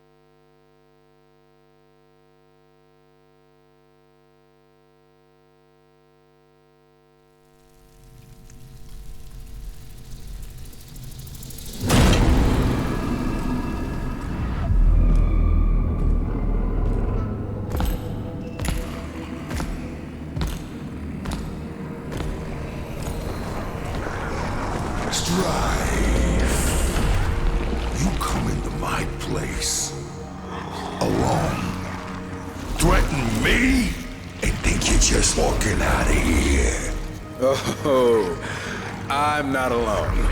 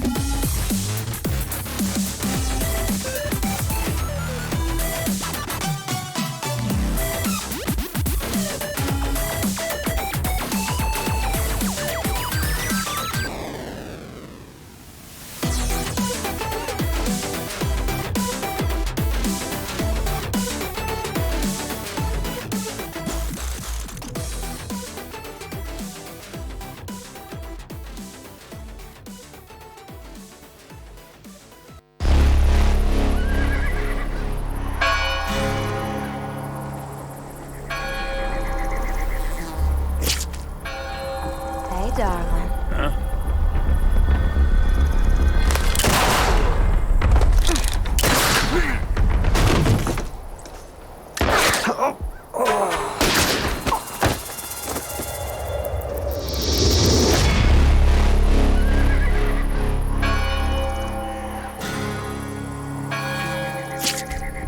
Hey, darling.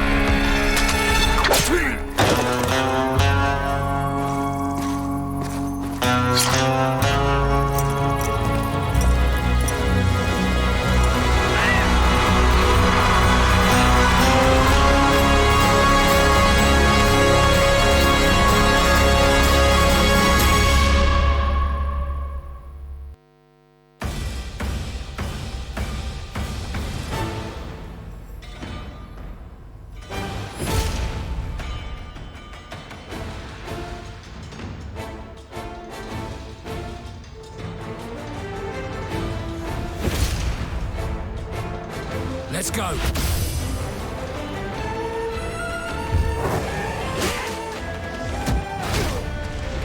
The time has come. You must hold on tight. Silly chimps should know their place. I'll destroy you!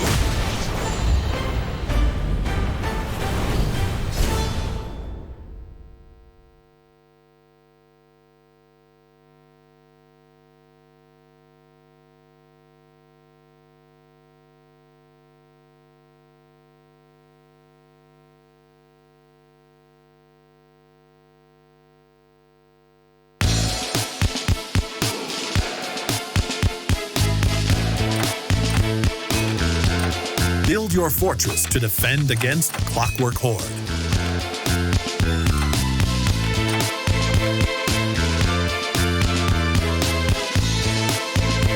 Control lock through 75 days of intense warfare across a dozen maps.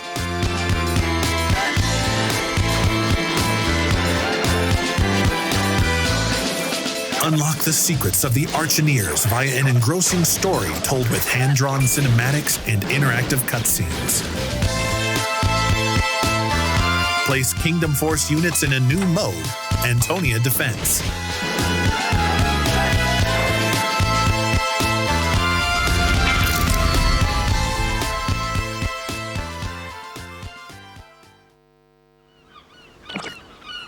Alles klar, Kinder? Ich bin bereit.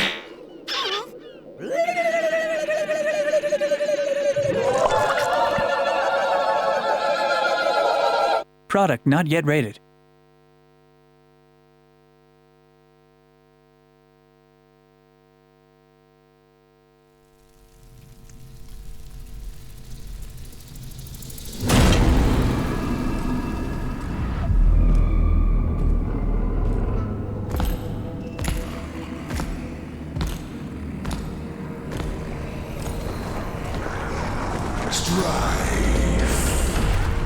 You come into my place alone, threaten me, and think you're just walking out of here. Oh, I'm not alone.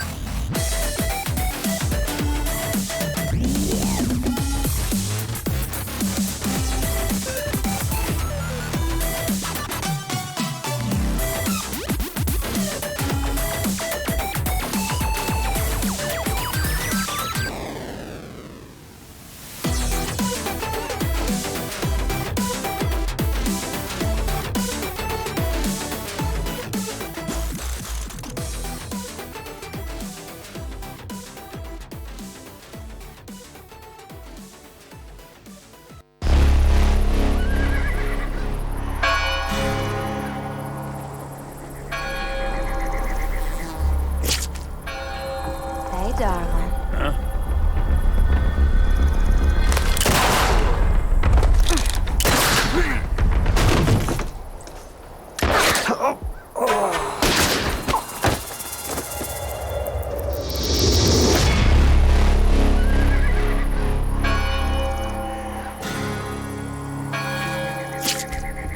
Hey, darling.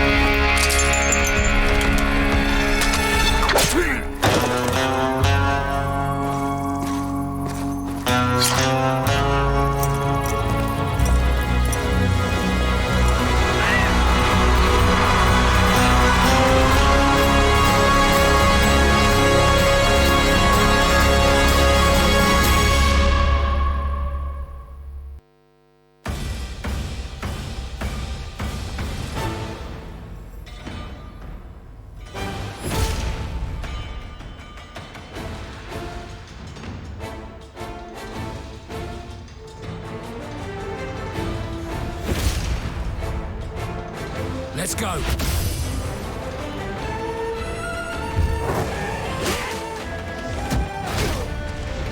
The time has come. You must hold on tight. Silly chimps should know their place. I'll destroy you!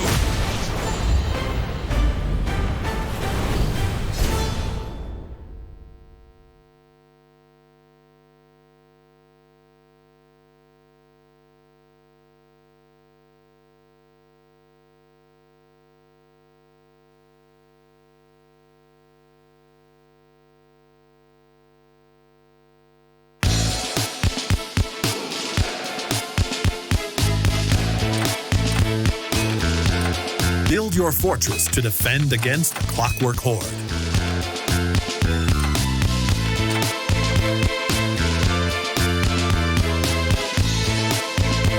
Control lock through 75 days of intense warfare across a dozen maps.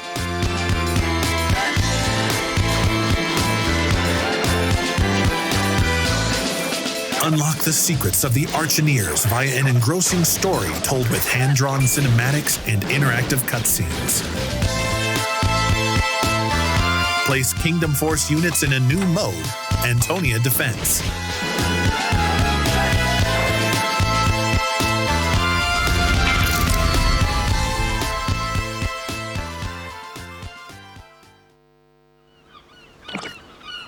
Alles klar, Kinder? Ich bin bereit.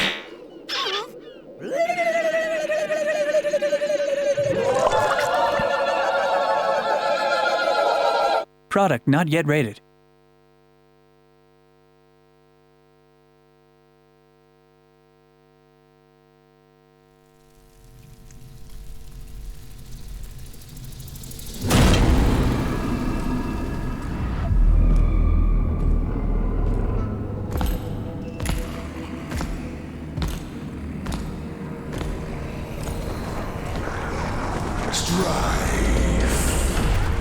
You come into my place alone, threaten me, and think you're just walking out of here.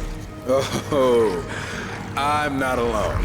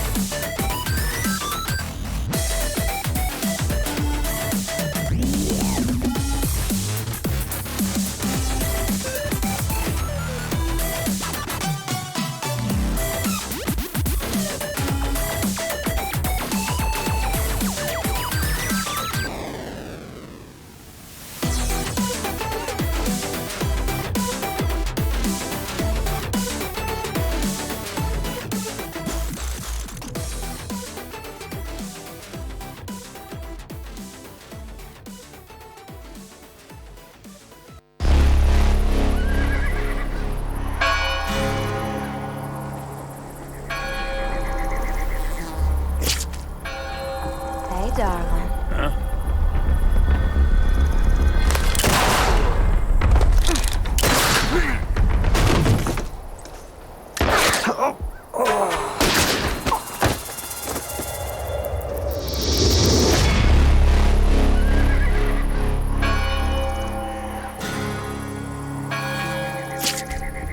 Hey, darling.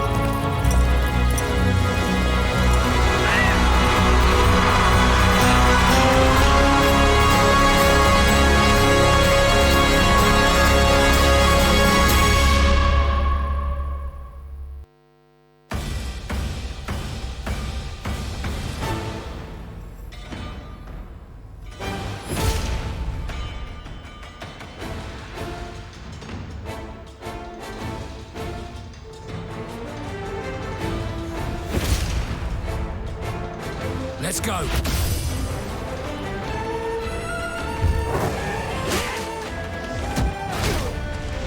The time has come. You must hold on tight. Silly chimps should know their place. I'll destroy you!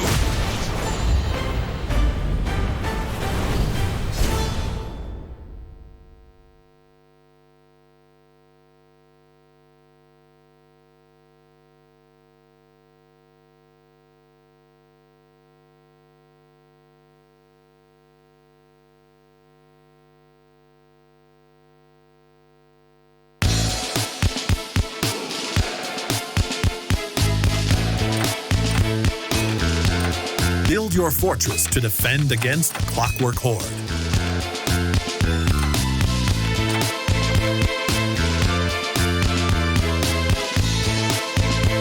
Control lock through 75 days of intense warfare across a dozen maps.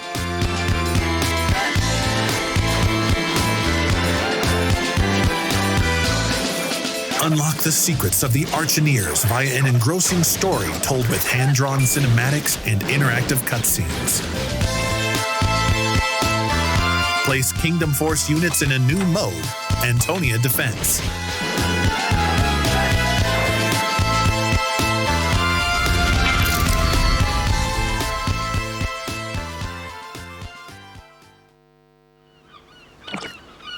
Alles klar, Kinder?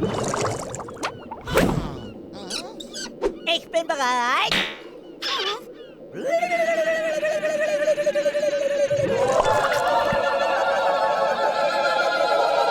Product not yet rated.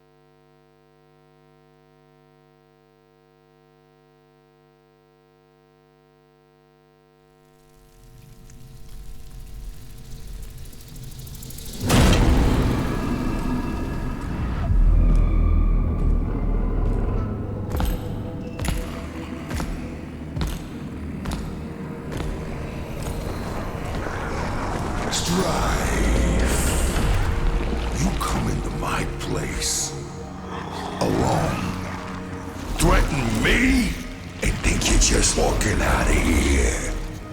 Oh, I'm not alone.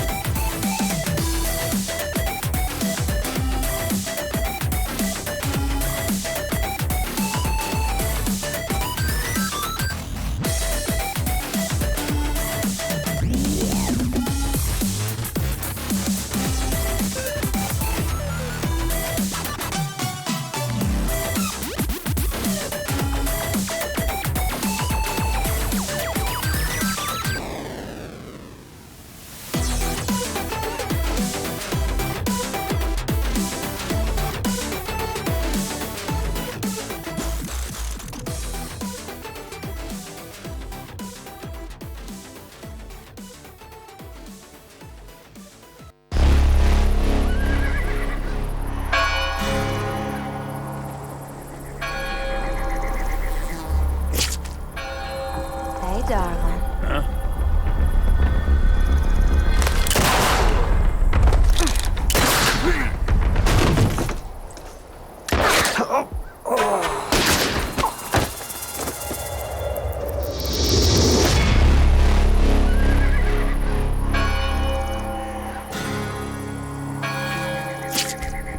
Hey, darling.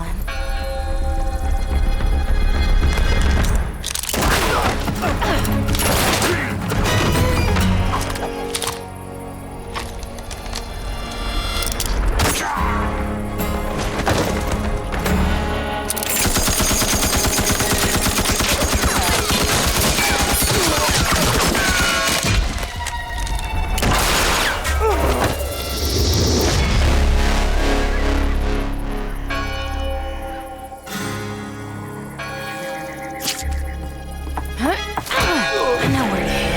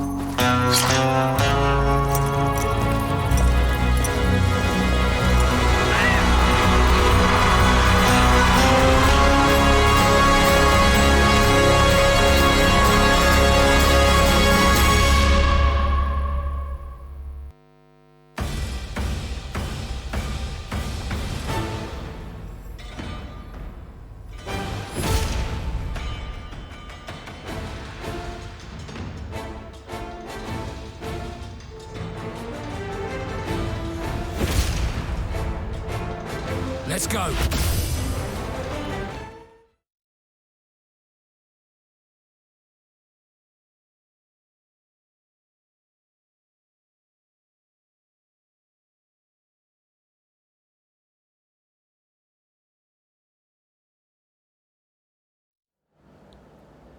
Okay, everyone, here we are back again, and you might remember a similar situation we had just yesterday, because this little fella here, this is Riding Bull. Nice to have you here, and we're gonna switch to German in a few seconds. It's still about Desperados 3. You might be able to maybe ask questions in English, and they may answer them in English, but the rest of the presentation is gonna be in German here. So, schön, dass du da bist. Ich grüße dich ganz herzlich. Vielen lieben Dank, bin schon wieder hier und bringe euch wieder ein Strategiespiel mit. Riding Bull, YouTuber und Streamer, zu Gast bei THQ Nordic, zu Gast mit einem Entwickler, nämlich mit Dennis Huszak. Hallo zusammen. Von Mimimi Games aus München, extra hier hingekommen, unter anderem dafür, aber nicht nur für uns, um uns Desperados 3 zu zeigen. Was richtig schön ist, und das haben sie mir vorhin auch schon einmal kurz präsentiert, wir haben reingespielt und dementsprechend werde ich mich jetzt ein bisschen zurückziehen und euch einfach beiden die Show überlassen. Ihr könnt einfach gemeinsam noch ein bisschen reingucken. Ich freue mich sehr drauf. Ich werde von drüben zuschauen, wie ihr das Spiel jetzt erlebt, weil ich glaube, dass es jedes Mal ein kleines bisschen anders ist. Und deswegen ziehe ich mich jetzt raus und hole euch nachher wieder ab. Und dann sagen wir nachher nochmal gute Nacht. Also, bis gleich, bis später. Viel Spaß damit. Vielen lieben Dank. Dankeschön. Ja, dann wollen wir ein wenig jetzt die Revolver kreisen lassen, Kugeln ballern lassen, uns um Magie kümmern, um Zombies, um Feinde, um Bösewichte. Echtzeit-Taktik-Stealth-Spiel Desperados 3 ist noch nicht rausgekommen, kommt demnächst raus. Dennis Huszak ist von den Münchner Entwicklern von Mimimi, bringt Live-Gameplay mit. Ja. Das heißt, wir machen keinen B-Roll und Videos werden vorgeführt, die so auf Effizienz geschnitten sind, sondern Dennis zeigt, dass er über 2 Skills verfügt. Skill Nummer 1, ich kann Spiele entwickeln und erzählen. Skill Nummer 2, ich kann es hoffentlich auch gut spielen. Das hoffentlich. Lass uns das hoffentlich einfach betonen. Ach, das wird schon klappen. Wollen wir vorneweg mal ganz kurz erzählen, worum es in dem Spiel geht? Der ein oder andere mag es schon mitbekommen haben. Echtzeit-Taktik-Stealth-Spiel. Ihr habt vorher Shadow Tactics, Blades of the Shogun gemacht. Ein Spiel, mit dem ihr auch, für das ihr viel Lob bekommen habt. Auszeichnungen eingeheimst und viel Lob auch von den Spielern einfach. Es ist ein Spiel, das jetzt durchaus ähnlich ist, wofür ihr die Desperados-Lizenz bekommen habt, von eurem Publisher, von THQ Nordic. Das in ein anderes Setting führt. Vorher war es in Japan. Da habt ihr mehr mit, was weiß ich, Leute erwürgt oder erdolcht gedolcht oder irgendwas anderes gemacht und natürlich auf euch Japanisch unterhalten lassen, eure Helden. Jetzt lasst ihr die Revolverkreis, ein Wilder Westen und das Jahr, lass mich raten, 1870? Ungefähr um den Dreh rum, genau. Ja, um die echt? 1870er, Unfassbar. 1880er, 1860er, genau. Was ist das für eine Story? Ja, das Schöne an Desperados 3 ist, auch wenn es die Nummer 3 ist, es ist ein Prequel. Also es erzählt die Vorgeschichte zum Einser. Das heißt, wir erfahren, wie die ganze Gang um John Cooper, Kate O'Hara, Doc McCoy, wie diese Geschichte eigentlich angefangen hat. Das heißt, Spieler, die hier völlig neu sind, können problemlos einfach das Ding mal starten und da frisch reingehen. Für die alten Fans ist es natürlich fast umso besser, weil sie erfahren endlich, wie diese legendäre Western-Gang sich damals gefunden hat und das erzählen wir eben in unserer Geschichte hier. Lass uns doch gleich mal starten, weil das eine ist immer zu erzählen, wie ein Spiel aussieht und irgendwelche Filme abzuspielen und Trailer, die auf Hochglanz poliert sind. Aber ob das dann auch wirklich in Hochglanz aussieht, wenn man selber spielt, schauen wir uns jetzt an, gemeinsam. Es gibt eine Einzelspielerkampagne und wir spielen davon was? Wir werden jetzt, also Spoiler Alert, wir werden jetzt quasi straight in den Anfang vom Spiel gucken und uns mal anschauen, wie diese ganze Geschichte eigentlich losgeht. 1859 in New Mexico. Tatsächlich. Wüstenwelt. Western Sound. Bitte ein Tuch vor Mund und Nase binden, es könnte staubig werden. Atembeschwerden beim Spielen. Pferdehufe und Viren. Ein einsamer Held. Johnny, you're straggling. Come on. Right behind you, Pa.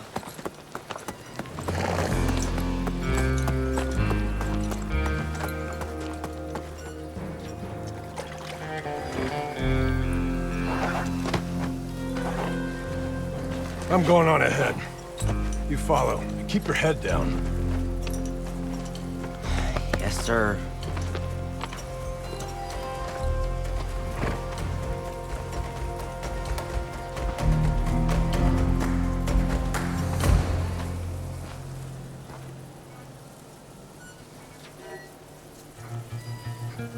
Und drin sind wir. Bislang nur eine Cutscene, jetzt das Spiel selber. Wir steuern eine Heldin, haben rechts unten eine Minimap und haben die Aufgabe, erstmal was zu finden und was zu lösen. Das ist das Schöne, wir wissen es nicht. Nein. Also wir starten mit einem Mystery, wir kommen hier an mit einem Vater und einem Sohn. Wir können schon erzählen, dass der Sohn natürlich ist John Cooper als Kind. Wir erfahren hier, wo er herkommt, sein Vater war auch schon Bounty Hunter. Und wie man es damals gemacht hat, wird man in jungen Jahren auch schon ausgebildet und wir kriegen unsere Anweisungen über das Tutorial und lernen erstmal, wie wir uns bewegen. Und wie wir die Kamera auch bewegen können. Bitte nicht erschrecken, ihr seht gerade ein Spiel auf Englisch. Fertige Version wird natürlich auf Deutsch sein. Und es ist eine frühe Version, so sieht es nicht final aus, wenn sich dann noch viele Kleinigkeiten verändert werden. I can smell the whiskey from here. Da gibt es was zu saufen. Das Spiel mit Tastatur und Maus oder mit dem Pad steuerbar. Genau, wir spielen es heute mit dem Gamepad, das läuft auf dem PC gerade. Wir können aber, das können wir auch gleich direkt mal zeigen, sobald ich eine Taste auf Tastatur bediene, switchen wir sofort zum Maus- und Keyboard-Interface. Und genau, das kann man on the fly wechseln. Wir spielen jetzt einfach nur mit Controller, weil es besser lesbar ist für Leute, die es noch nicht so gut kennen. Aber natürlich ist die Maus- und Keyboard-Steuerung völlig unterstützend, auch von Anfang an mit aufgebaut worden. Wir blicken von rechts oben auf die Welt. Das Ganze läuft in Echtzeit. Andere Herrschaften laufen hin und her, haben einen grünen Sichtkegel vor der Nase. Das heißt, wir sehen, was die sehen, schleichen uns an. Wir müssen aufpassen, nicht erwischt zu werden. Denn im Zweifelsfalle gilt, es gibt mehr Gegner, mehr Feinde als Freunde. Jetzt hat er meine Fußspuren hier gesehen, aber das kann ich eigentlich ganz gut nutzen, um mir kurz vorbeizugehen.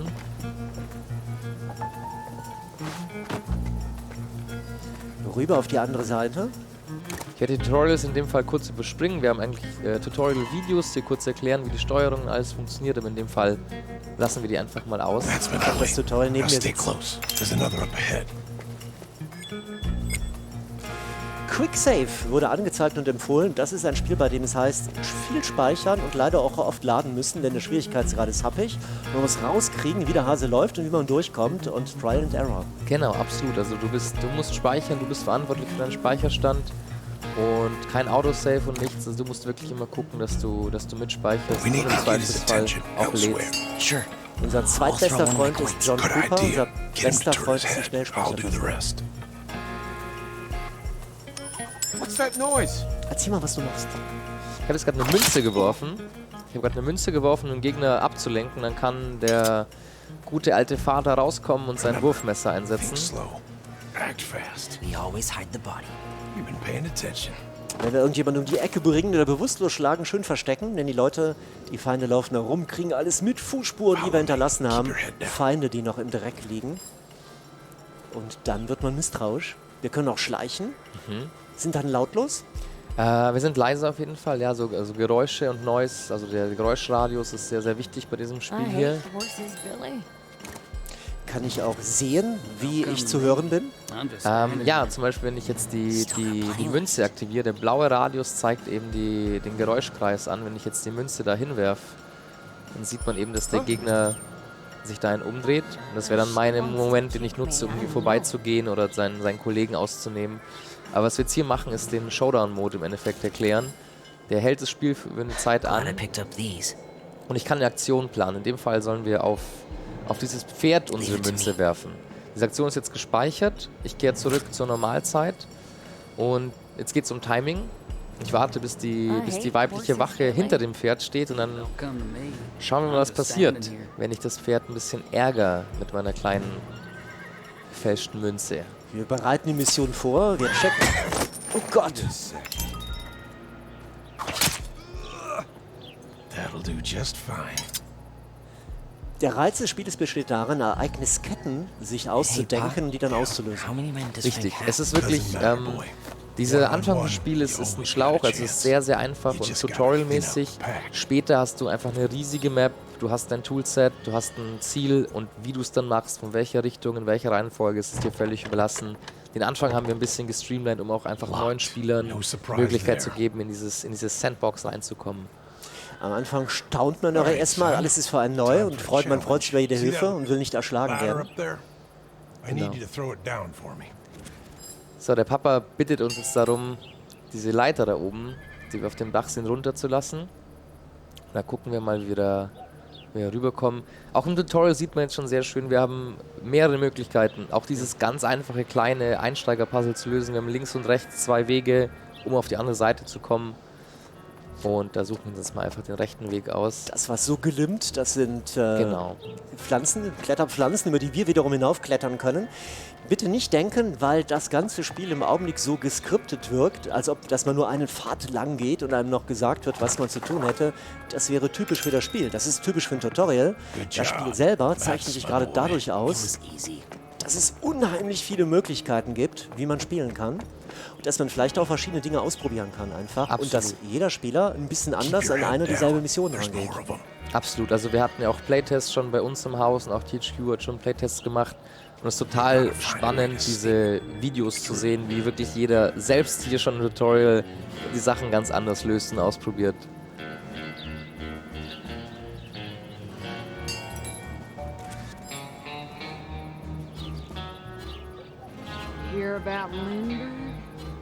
So, hier sehen wir jetzt eben im Endeffekt das Element dieses Genres, den sogenannten Viewcone, den Sichtkegel zu Deutsch, in dem wir genau sehen, was die Gegner sehen. Und jetzt müssen wir irgendwie an denen vorbeikommen. Das heißt, wenn ich hier mir jetzt mal anschaue, die Situation, im dunklen Bereich kann ich mich geduckt bewegen. Das ist kein Problem. Im hellen Bereich, selbst geduckt wird sie nicht sehen. Das heißt, ich komme hier vorbei. Ich komme anscheinend auch hier vorbei.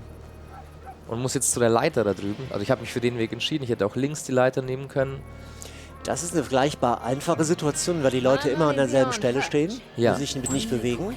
Genau. Jetzt kommen wir wieder zurück zu der Münze, die wir schon kennengelernt haben.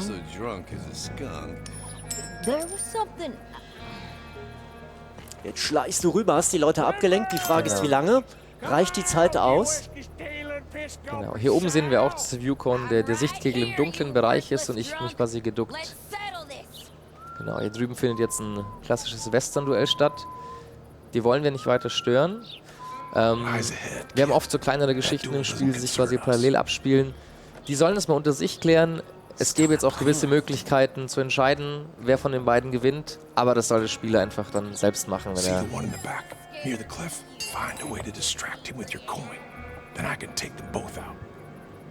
Okay, also hier sollen wir eben Du hast schon gesagt, es wird später auch eine deutsche Sprachausgabe geben zum Release. Aktuell haben wir nur die englische, aber zum Release haben wir dann eine volle deutsche Sprachausgabe für das Spiel.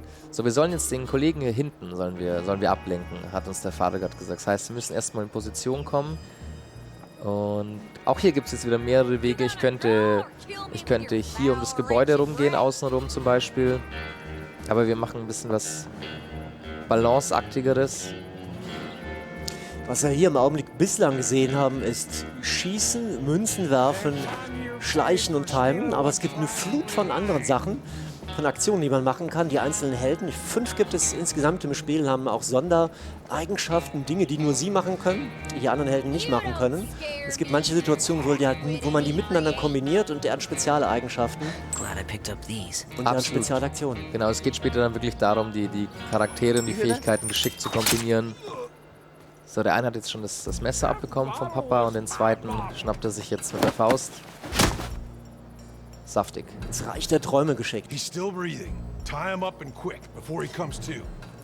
Was man auch sagen muss, das Spiel ist mäßig realistisch, weil in Wirklichkeit haben sich ja nur in Filmen einzelne Helden durch riesige Gruppen von Gegnern durchgeschnetzelt oder durchgeschossen. Er erzählt eine Geschichte, er erzählt eine Legende und man ist selber Teil der Legende.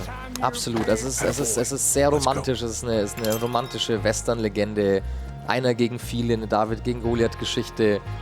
Im Schnitt hast du, sag ich mal, auf einer Map hast du 3 bis 5 Charaktere von deinen Leuten dabei und um die 100 Gegner. Das ist natürlich nicht sehr realistisch, aber sehr romantisch.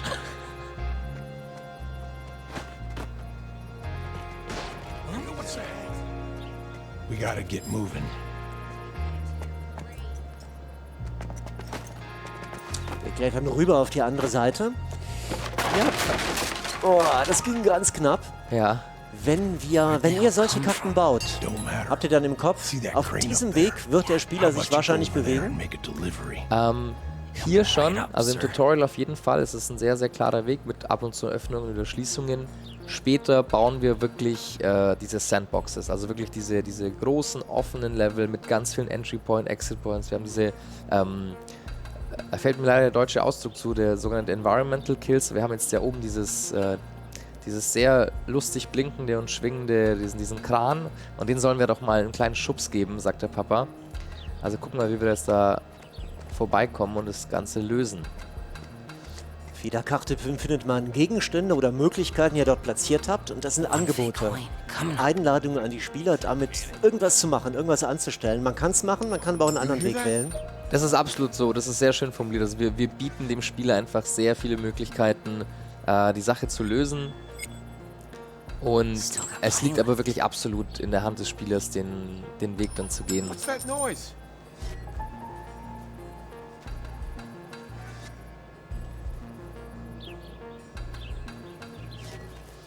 Schleicht sich wieder entlang. Wir sehen hier die klassische Schleichsituation. Schleichen ist auch, weite Teile des Spiels bestehen aus Schleichen. Es gibt aber auch andere Situationen manchmal, wo sich die ganze Energie und die ganze Geduld, die man sich aufgezwängt hat, sich plötzlich entlädt. Genau, das hatten wir in den letzten Streams schon gezeigt. Wir haben sogenannte Action-Moments dabei. Wir haben mal ein Fass mit Dynamit oder mal eine große Gatling-Gun.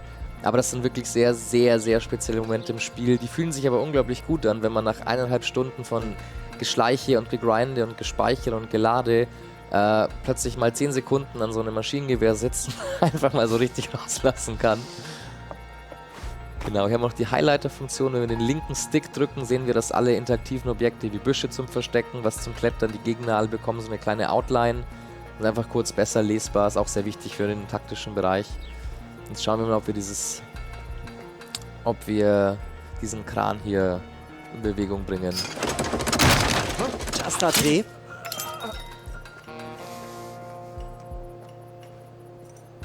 Nice job, son. Now stay right there. I'll come to you. Wenn ihr sowas baut, was ist zuerst da? Die Geschichte oder die spielerische Herausforderung? Was denkt ihr euch zuerst auf und was muss zu wem passen?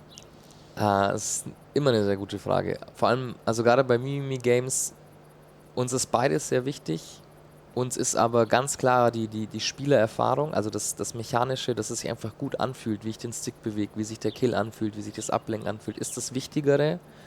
Aber wir entwickeln wirklich von Anfang an parallel. Also während die Game Designer anfangen zu prototypen, Skills auszuprobieren, schreiben wir im Writing, fangen wir an, die ersten Plotlines zu schreiben. Da haben wir Indianer, Züge, Ding. Der Westen bietet so viel an. Einfach ein bisschen ausprobieren. Es passiert sehr parallel. Wir halten da auch eine sehr gute Balance, finde ich, weil das macht unser Spiel auch aus, dass da beide Sachen zusammenkommen. Aber wenn wir eine Entscheidung treffen müssen und uns entscheiden müssen, dann ist das Game immer vorne hinter der Story. Was eben aber nie bedeutet, dass die Story leidet darunter. Jetzt fordere ich dich zur ultimativen Aufgabe heraus. Multitasking, meine Fragen beantworten und weiterzocken, weil die Leute sonst auf mich sauer werden. Können wir machen, nur jetzt kommt quasi kurz gleich eine Cutscene, da wollte ich nicht reinlatschen. Die gucken wir uns jetzt kurz einmal an. Good job, boy. You know the drill. You wait till I'm back. Thought I was ready this time. Next time, I bet. I said the same thing last time. Why can't I come with you? Just give me a gun. A gun, huh?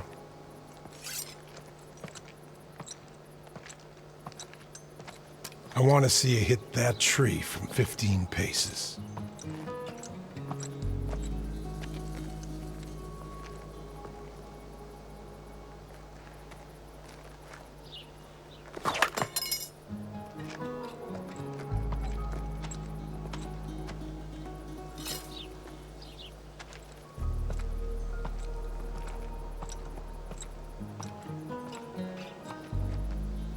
When you pull that off, you're ready for a gun. See you later, Johnny.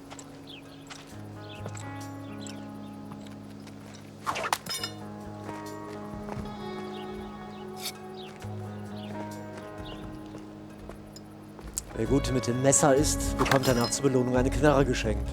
So war es damals, die guten alten Zeiten. Wer hat nicht von seinem Vater, als er erwachsen wurde, eine Knarre geschenkt bekommen?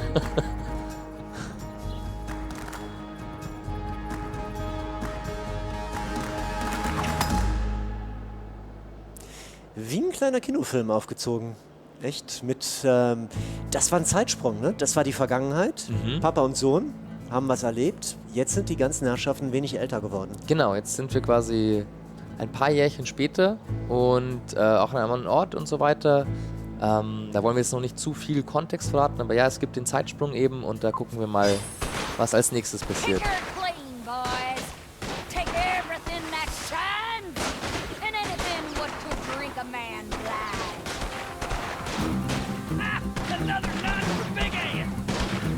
Hier sehen wir auch sehr schön, dass wir uns immer noch in der Beta befinden. Dieser weiße Eisberg sollte eigentlich ein Feuerhaufen sein.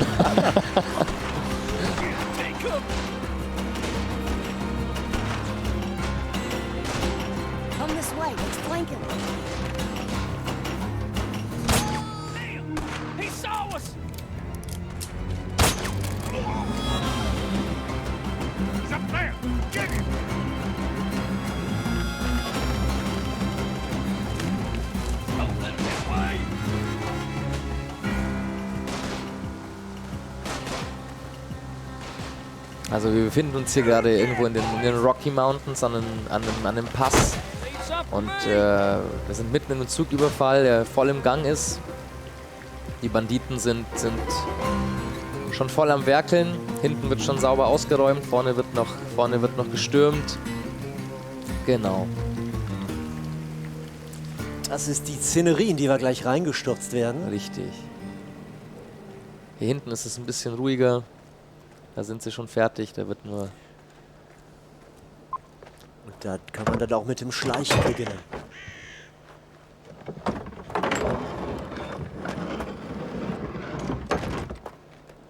I wonder what's in here.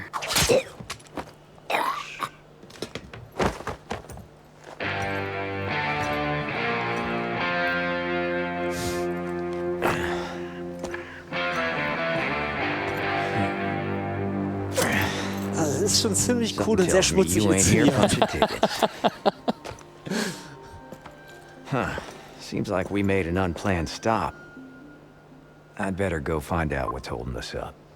So, John Cooper hat also in den letzten Jahren gelernt, wie man mit dem Messer umgeht und mit anderen Sachen auch. Und dann gucken wir mal, was wir machen können. Wir spielen ja einen guten, oder? Oder zumindest ist das ja der Anspruch an uns, aber wie wir uns verhalten dürfen für eine gute Sache, darf man doch die Sau rauslassen dann dabei. Ja, genau. Das ist, also wir sind im Westen, es sind Outlaws. Im Endeffekt entscheidet der Spieler, wie man es macht. Es sind die guten Jungs eigentlich, also wir sind hier wieder gegen die Banditen unterwegs, aber haben eigentlich eine persönliche Agenda. Eigentlich haben wir gerade nur das Interesse, dass dieser Zug weiterfährt, weil wir ein sehr wichtiges Treffen in der nächsten Stadt haben. Deswegen gucken wir mal, wie wir da mal rausfinden, was da vielleicht los ist.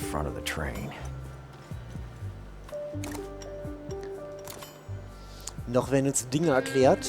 Genau, wir sind immer noch im Tutorial hier. Man merkt, das Level ist auch noch ein bisschen schlauchig. Wie gesagt, später ist das natürlich nicht mehr so der Fall. Aber gerade am Anfang.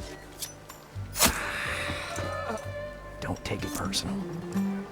Ihr seht eine frühe Version von Desperados 3, Beta-Version. Später wird das Spiel auf Deutsch natürlich auch vorliegen. Hier gibt es noch Platzhalter-Grafiken. Das sind die Tutorials zu Beginn der Einzelspielerkampagne. Wir sehen, John Cooper kann jetzt auch das Messer genauso werfen wie sein alter Vater. An den Jungs hier schleichen wir jetzt einfach mal vorbei. Die sind eh mit den Äpfeln beschäftigt.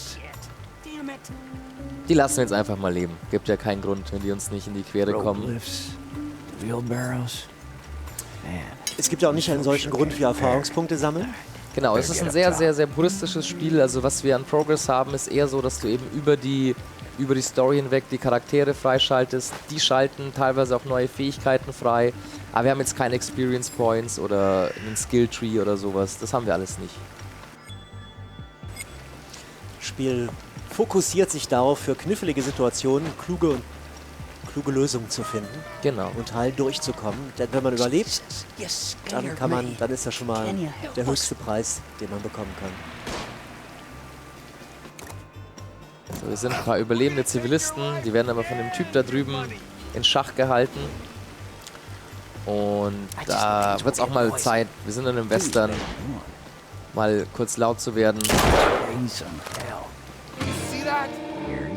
Aber da war noch einer oben. Rotes Ausrufezeichen über dem Kopf. Achtung, wir waren so laut, die rennen herbei. Jetzt müssen wir schnell handeln. Haben ihn erwischt. So, die Zivilisten verstecken sich und warten, bis sich die ganze Sache beruhigt hat. Und können ja hoffentlich bald weiterfahren. That was a close shave. Next time I'd better thin down the pack before I get loud. Du bist selber Narrative Director bei Mimimi Games. Wenn ihr so ein Spiel entwickelt, ihr habt ja wahrscheinlich verschiedene Ebenen, verschiedene Ziele, die ihr euch setzt. Das eine Ziel ist, was will ich den Leuten an Gameplay liefern, welche spieltechnischen Herausforderungen. Das andere ist aber auch, welche Emotionen will ich schüren. Was sollen die Leute erleben und empfinden, wenn sie sowas zocken? Absolut, das ist der Punkt. Und wir, gerade als Narrative Director, also wir alle sind eigentlich der Überzeugung, dass die echte Geschichte und die Emotion aus dem Spiel kommen muss, also aus dem, was ich tue. Und du musst dann eine Geschichte, auf Plot-Ebene musst du eine Geschichte schreiben, die dazu passt. Und das ist die eigentliche Herausforderung, an der auch viele scheitern, denke ich. Weil oft hast du einfach ein großartiges Spiel und eine großartige Geschichte, aber sie passen einfach nicht zusammen irgendwie. Und das versuchen wir immer irgendwie zu handeln. Und im Zweifelsfall fahren wir die Geschichte zurück, damit das Spiel Platz hat. Ja, du bist mit diesem Spiel so beschäftigt und so geladen im Kopf.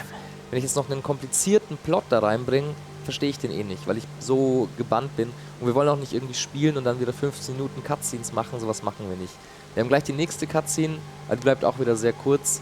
Aber jetzt zeigen wir einen sehr coolen Skill von Cooper. Wir können in einem bestimmten Modus, dem wir später noch was sagen, können wir Aktionen planen. So kann er seine beiden Revolver, die er hat, gleichzeitig abfeuern. Und das machen wir jetzt mal, um diesen mysteriösen Kerl, den wir noch nicht kennen, der aber vorhin die zwei Leute vom Zugdach gesniped hat, denen mal hier aus der Patsche zu helfen.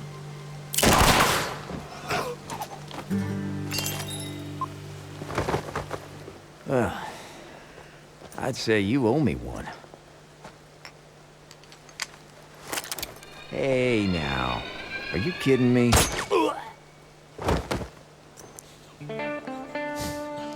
Wer hätte das gedacht? I'd say we're even now.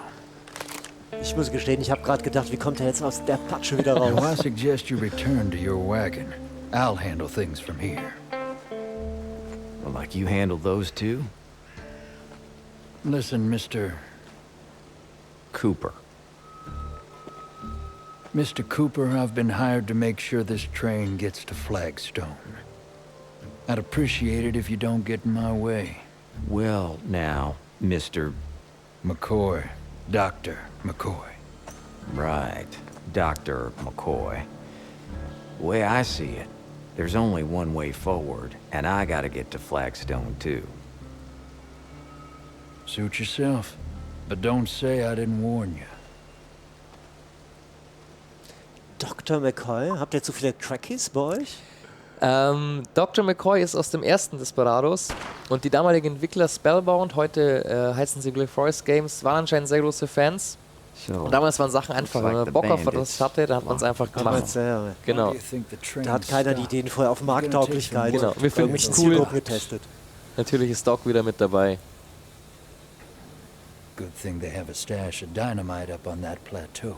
Yeah, grab it and clear the tunnel. Not such a bad plan. I don't do bad plans. Fair enough. Let's get to it then. Sure thing. Das könnten wir weiterspielen. Was mich aber auch interessieren würde, wir zeigen ja einen kleinen Ausschnitt nur. Wir haben jetzt gezeigt, wie er hier, wie unser Hauptheld, wie er auftritt, wie er agiert. Wir haben noch 4 andere Helden im Spiel, die auch ganz andere Sachen liefern, ohne uns ins letzte Detail zu verlieren. Über welchen Typ von Spiel, für welchen Spielstil stehen die anderen Helden? Genau, also wir haben Cooper, das ist der Allrounder. Wir haben gerade Doc geholt, das ist unser Sniper, unser Taktiker, der so ein bisschen eher Sachen von hinten macht, der lockt die Leute an oder tötet sie aus weiter Ferne. Als nächstes lernen wir dann Hector Mendoza kennen. Das ist ein bisschen unsere Bud Spencer und Terence Hill in einer Person Hommage. Also das ist unser lustiger, großer Bär, der eine Axt dabei hat und eine dicke Falle und auch die flotten Sprüche auf den Lippen. Der auch mal ein bisschen dicker reingehen kann mit der Shotgun. Wir haben dann noch Kate O'Hara, unsere erste Dame im Spiel. Die ist so ein bisschen vom Skillset so Spy-Agent-mäßig unterwegs, hat eine sehr leise Gun. Sie kann Leute ablenken, sie kann Leute auch um die Ecke bringen, wortwörtlich. Also sie kann sich um die Ecke locken und dann sich um die kümmern. Und als letzten Charakter, haben wir jetzt groß gezeigt auf der Gamescom in allen Streams und so weiter, ist Isabel, das ist unsere Voodoo-Dame. Sie kann Voodoo. Das macht ihr möglich, zum Beispiel Leute zu übernehmen und zu steuern oder auch Leute seelisch zu verbinden. Das heißt, wenn einer Person was passiert, passiert das auch der anderen. Also wir haben einen sehr, sehr diversen Cast hier, der auch abseits vom Skillset, den ich jetzt erklärt habe, eben auch persönlich sehr, sehr schöne Momente. Ich meine, die Cutscene, finde ich, hat es gerade ganz gut gezeigt. Wir haben diese kleinen Momente zwischen den Charakteren und das viel Schönere ist eigentlich, was wir jetzt wahrscheinlich nicht mehr sehen aus Zeitgründen, wenn ich mit diesen 2 Figuren jetzt rumspiele, die unterhalten sich die ganze Zeit. Also die bantern da rum. Vielleicht sehen wir noch so einen kleinen Moment, wenn die Zeit dazu reicht. Wir spielen es mit Doc weiter.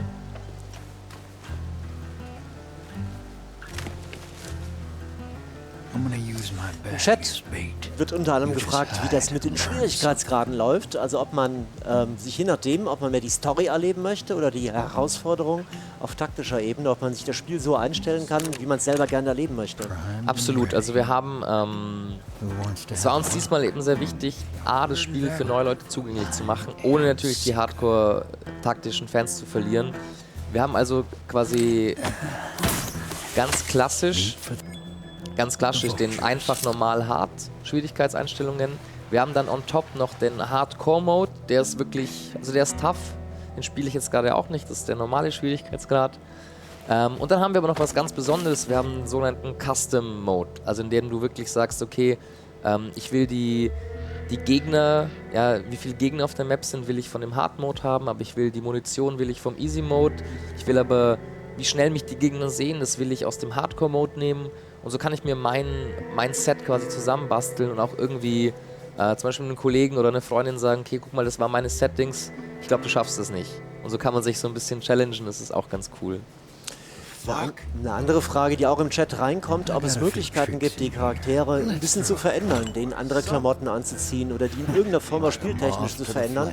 Lass mich raten, die Antwort ist ein gepflegtes Nein. Die Antwort ist wieder ein gepflegtes Nein, aber auch in dem Bereich tut sich während der Kampagne und während der Story passieren gewisse Sachen, die Veränderungen irgendwie mit sich bringen, aber man selber hat eben keinerlei Einfluss. Das wäre was, wo wir wirklich sagen, wenn wir mit dem Genre weitermachen die nächsten Jahre, dass man in so eine Richtung mal denken kann, überlegen kann, wie man da reingeht, ein bisschen was macht. Es ist aber auch wirklich, das klingt jetzt ein bisschen nach einer Ausrede, aber es ist wirklich der Reiz von dem Spiel, dass es so minimalistisch ist. Du hast eigentlich deine 5 Leute, die haben ihre 3, 4 Skills, die hast du relativ beieinander und das war's. Und es wird nicht langweilig. Also was besser wird und Experience Points sammelt, das bist du. Also du wirst immer besser und die Gegner werden immer, also die Levels werden immer schwieriger, immer tougher. Und so hat man da den Progress. Wir haben keinerlei Experience Points oder Inventory Management oder sowas. Immer wieder die Frage auch im Chat, kann man zwischendurch speichern? Ja, kann man. Haben wir auch eingangs schon gesagt. Sagen wir immer wieder, muss auch sein, denn anders, das Spiel ist so gebalanced, dass das schnell speichern, das immer wieder erneute Ausprobieren von Möglichkeiten, dass es einfach fest dazugehört. Zum Abschluss noch, kleine Zeitspanne. Wie lange müssen wir warten? Wann kommt es raus? Auf welchen Plattformen kommt es raus? Genau, das Spiel erscheint, also geplant ist es aktuell für Ende des Jahres. Es kommt für PC, Xbox und Playstation. Es kommt leider nicht für die Switch, weil die Power einfach nicht reicht und wenig Ressourcen haben, das Ganze so zu optimieren und zu powern. Das würde uns nochmal, ich sage jetzt mal Jahre, ich übertreibe ein bisschen, aber wir schaffen es einfach zeitlich nicht. Und so kommt es eben für PC, Playstation, Xbox Ende des Jahres raus. Wie viele Leute arbeitet ihr daran in München vor Ort und wie lange schon? Genau, wir sind im Kernteam sind wir 25 Leute in München und wir arbeiten inzwischen seit über 2 Jahren, es müssten 2,5, Ende des Jahres müssen es dann 3 Jahre gewesen sein, dass wir an diesem Ding rumschrauben, genau. Dennis Hustak, Narrative Director von Mimimi Games in München. Entwickler Desperados 3, Spiel habt ihr gesehen, noch auf Englisch, wird fertig auf Deutsch, wahrscheinlich auch vertont sein, wird vertont sein auf Deutsch, wird es ebenfalls natürlich auch von den Texten her auf Deutsch geben. Ihr habt gehört, wann, mutmaßlich, wenn alles gut läuft, toi toi toi, dass nichts dazwischen kommt, es vielleicht irgendein Revolverheld oder eine Voodoo-Priesterin oder wer auch immer dazwischen kommt, Ende des Jahres dann im Release und dann könnt ihr, wenn ihr möchtet, das Spiel auch selber anzocken. Finde ich schön. Bei mir auf meinem YouTube-Kanal Writing Bull gibt es eine ganze Menge von Videos. Wir haben auch schon gemeinsam gestreamt. Ich schaue mir das Spiel auch weiter an, bin mit Entwicklern, mit Publisher im Kontakt. Gibt sicher neuen Content. Aber ich bin ja eigentlich hier nur mit Gast. Wir haben auch einen Gastgeber hier, der mal ganz kurz Couch und Gast hier ganz alleine nur mir überlassen hat. Aber da ist er wieder. Tatarata. Bitte sehr. Und wenigen anderen hätte ich es so gerne überlassen wie dir, Ach, lieber Daniel. Das war sehr schön. Ihr habt immer du hast diese schöne, ruhige Art, durch die Gespräche zu führen, nicht wahr? Bei uns war es vorhin wesentlich aufgeheizter. Ja. Und jetzt zum Abschluss der Messe ist es eigentlich ganz angenehm, glaube ich, mal ein bisschen runterzukommen. Ich finde es lustig, wie sich das auf den Spielstil ausgewirkt hat. Ist die 2 verschiedene Moderationsarten. Ja, das hängt aber auch davon ab, was man erlebt, weil wir haben zusammen auch schon einen Stream gehabt, da war ich wesentlich schneller drauf, habe mehr Fragen gestellt, habe mal B-Roll, ein Video im Hintergrund gesehen. Ich habe das erste Mal gesehen, wie das live gespielt wurde und war total gefesselt und wollte das auch mitbekommen. Wenn ich selber plappere und mit ihm rede und ihm Fragen stelle, lenke ich nicht nur ihn ab, sondern ich lenke vor allem auch mich ab. Und das Erlebnis, und das wollte ich mich nicht bringen, da habe ich nur auf mich geguckt. Das ist ganz interessant und das soll man auch mal machen. Ich meine, letztlich sind wir auch hier und sind auch Gamer und haben auch Lust zu sehen, was passiert da eigentlich gerade. Und wir hatten eben eine ähnliche Situation, dass ich jetzt das erste Mal das Gameplay wirklich gesehen habe hier und es mich an so vielen Stellen gepackt hat. Ihr habt über ein paar Features jetzt gerade auch nochmal geredet, die ich ebenso ansprechend finde wie du. Also wirklich ein vernünftiges schnell speichern, schnell laden und so weiter, dass ich einfach sagen kann, ich probiere Sachen aus. Ich kann mein taktisches Wissen auch hier einfach erweitern, indem ich einfach mal ein bisschen was ausprobiere und anders ist es gar nicht möglich. Finde ich sehr, sehr schön. Ich glaube, das Spiel lädt auch genau dazu ein, dass so Leute, die so ein bisschen unterschiedlich ticken oder andere Zockertypen sind wie wir beide, dass die das auf verschiedene Arten und Weisen einfach ausprobieren und erleben können, dass man sich einfach mal, dass das Spiel so gestrickt ist, dass es ganz unterschiedlichen Leuten gefällt. Und das hinzubekommen ist gar nicht so unheimlich einfach. Ja, das gehe ich mal von aus. Aber dafür haben wir zum Beispiel dich, lieber Dennis. Das Lob muss ich leider direkt an die Game Design Abteilung weitergeben, die es wirklich gerade bei Desperados geschafft hat, dieses eben nicht ganz mehr so hart ist, sondern ein bisschen offenere Spielmöglichkeiten unglaublich fantastisch zu balancen. Es macht sehr viel Spaß, egal wie man rangeht. Herrlich. Und bevor wir uns jetzt gleich alle in den Armen liegen, sagen wir jetzt einfach nochmal gute Nacht. Ich würde auch tatsächlich einmal nochmal kurz auf Englisch wechseln.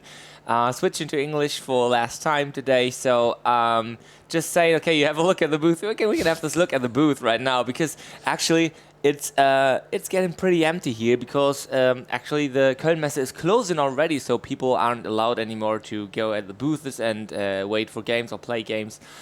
So actually we won't be allowed to be here much longer. They will throw us out anyway. So let's get this to an end. I promise you we'll be back tomorrow with another great day of content, live streaming content here on THQ Nordic and on our Gamescom booth and live stream. Check us out. If you did not yet click on follow, you should, like Twitch TV/THQ Nordic. We've got 2 full days of streaming coming up each day from 10 a.m. German time, so that's CEST time. Tomorrow from 10 a.m. and of course also Saturday. Thank you guys for being here. Vielen lieben Dank. And good night to everyone out there. See you tomorrow. Fresh start, fresh day. Bye bye.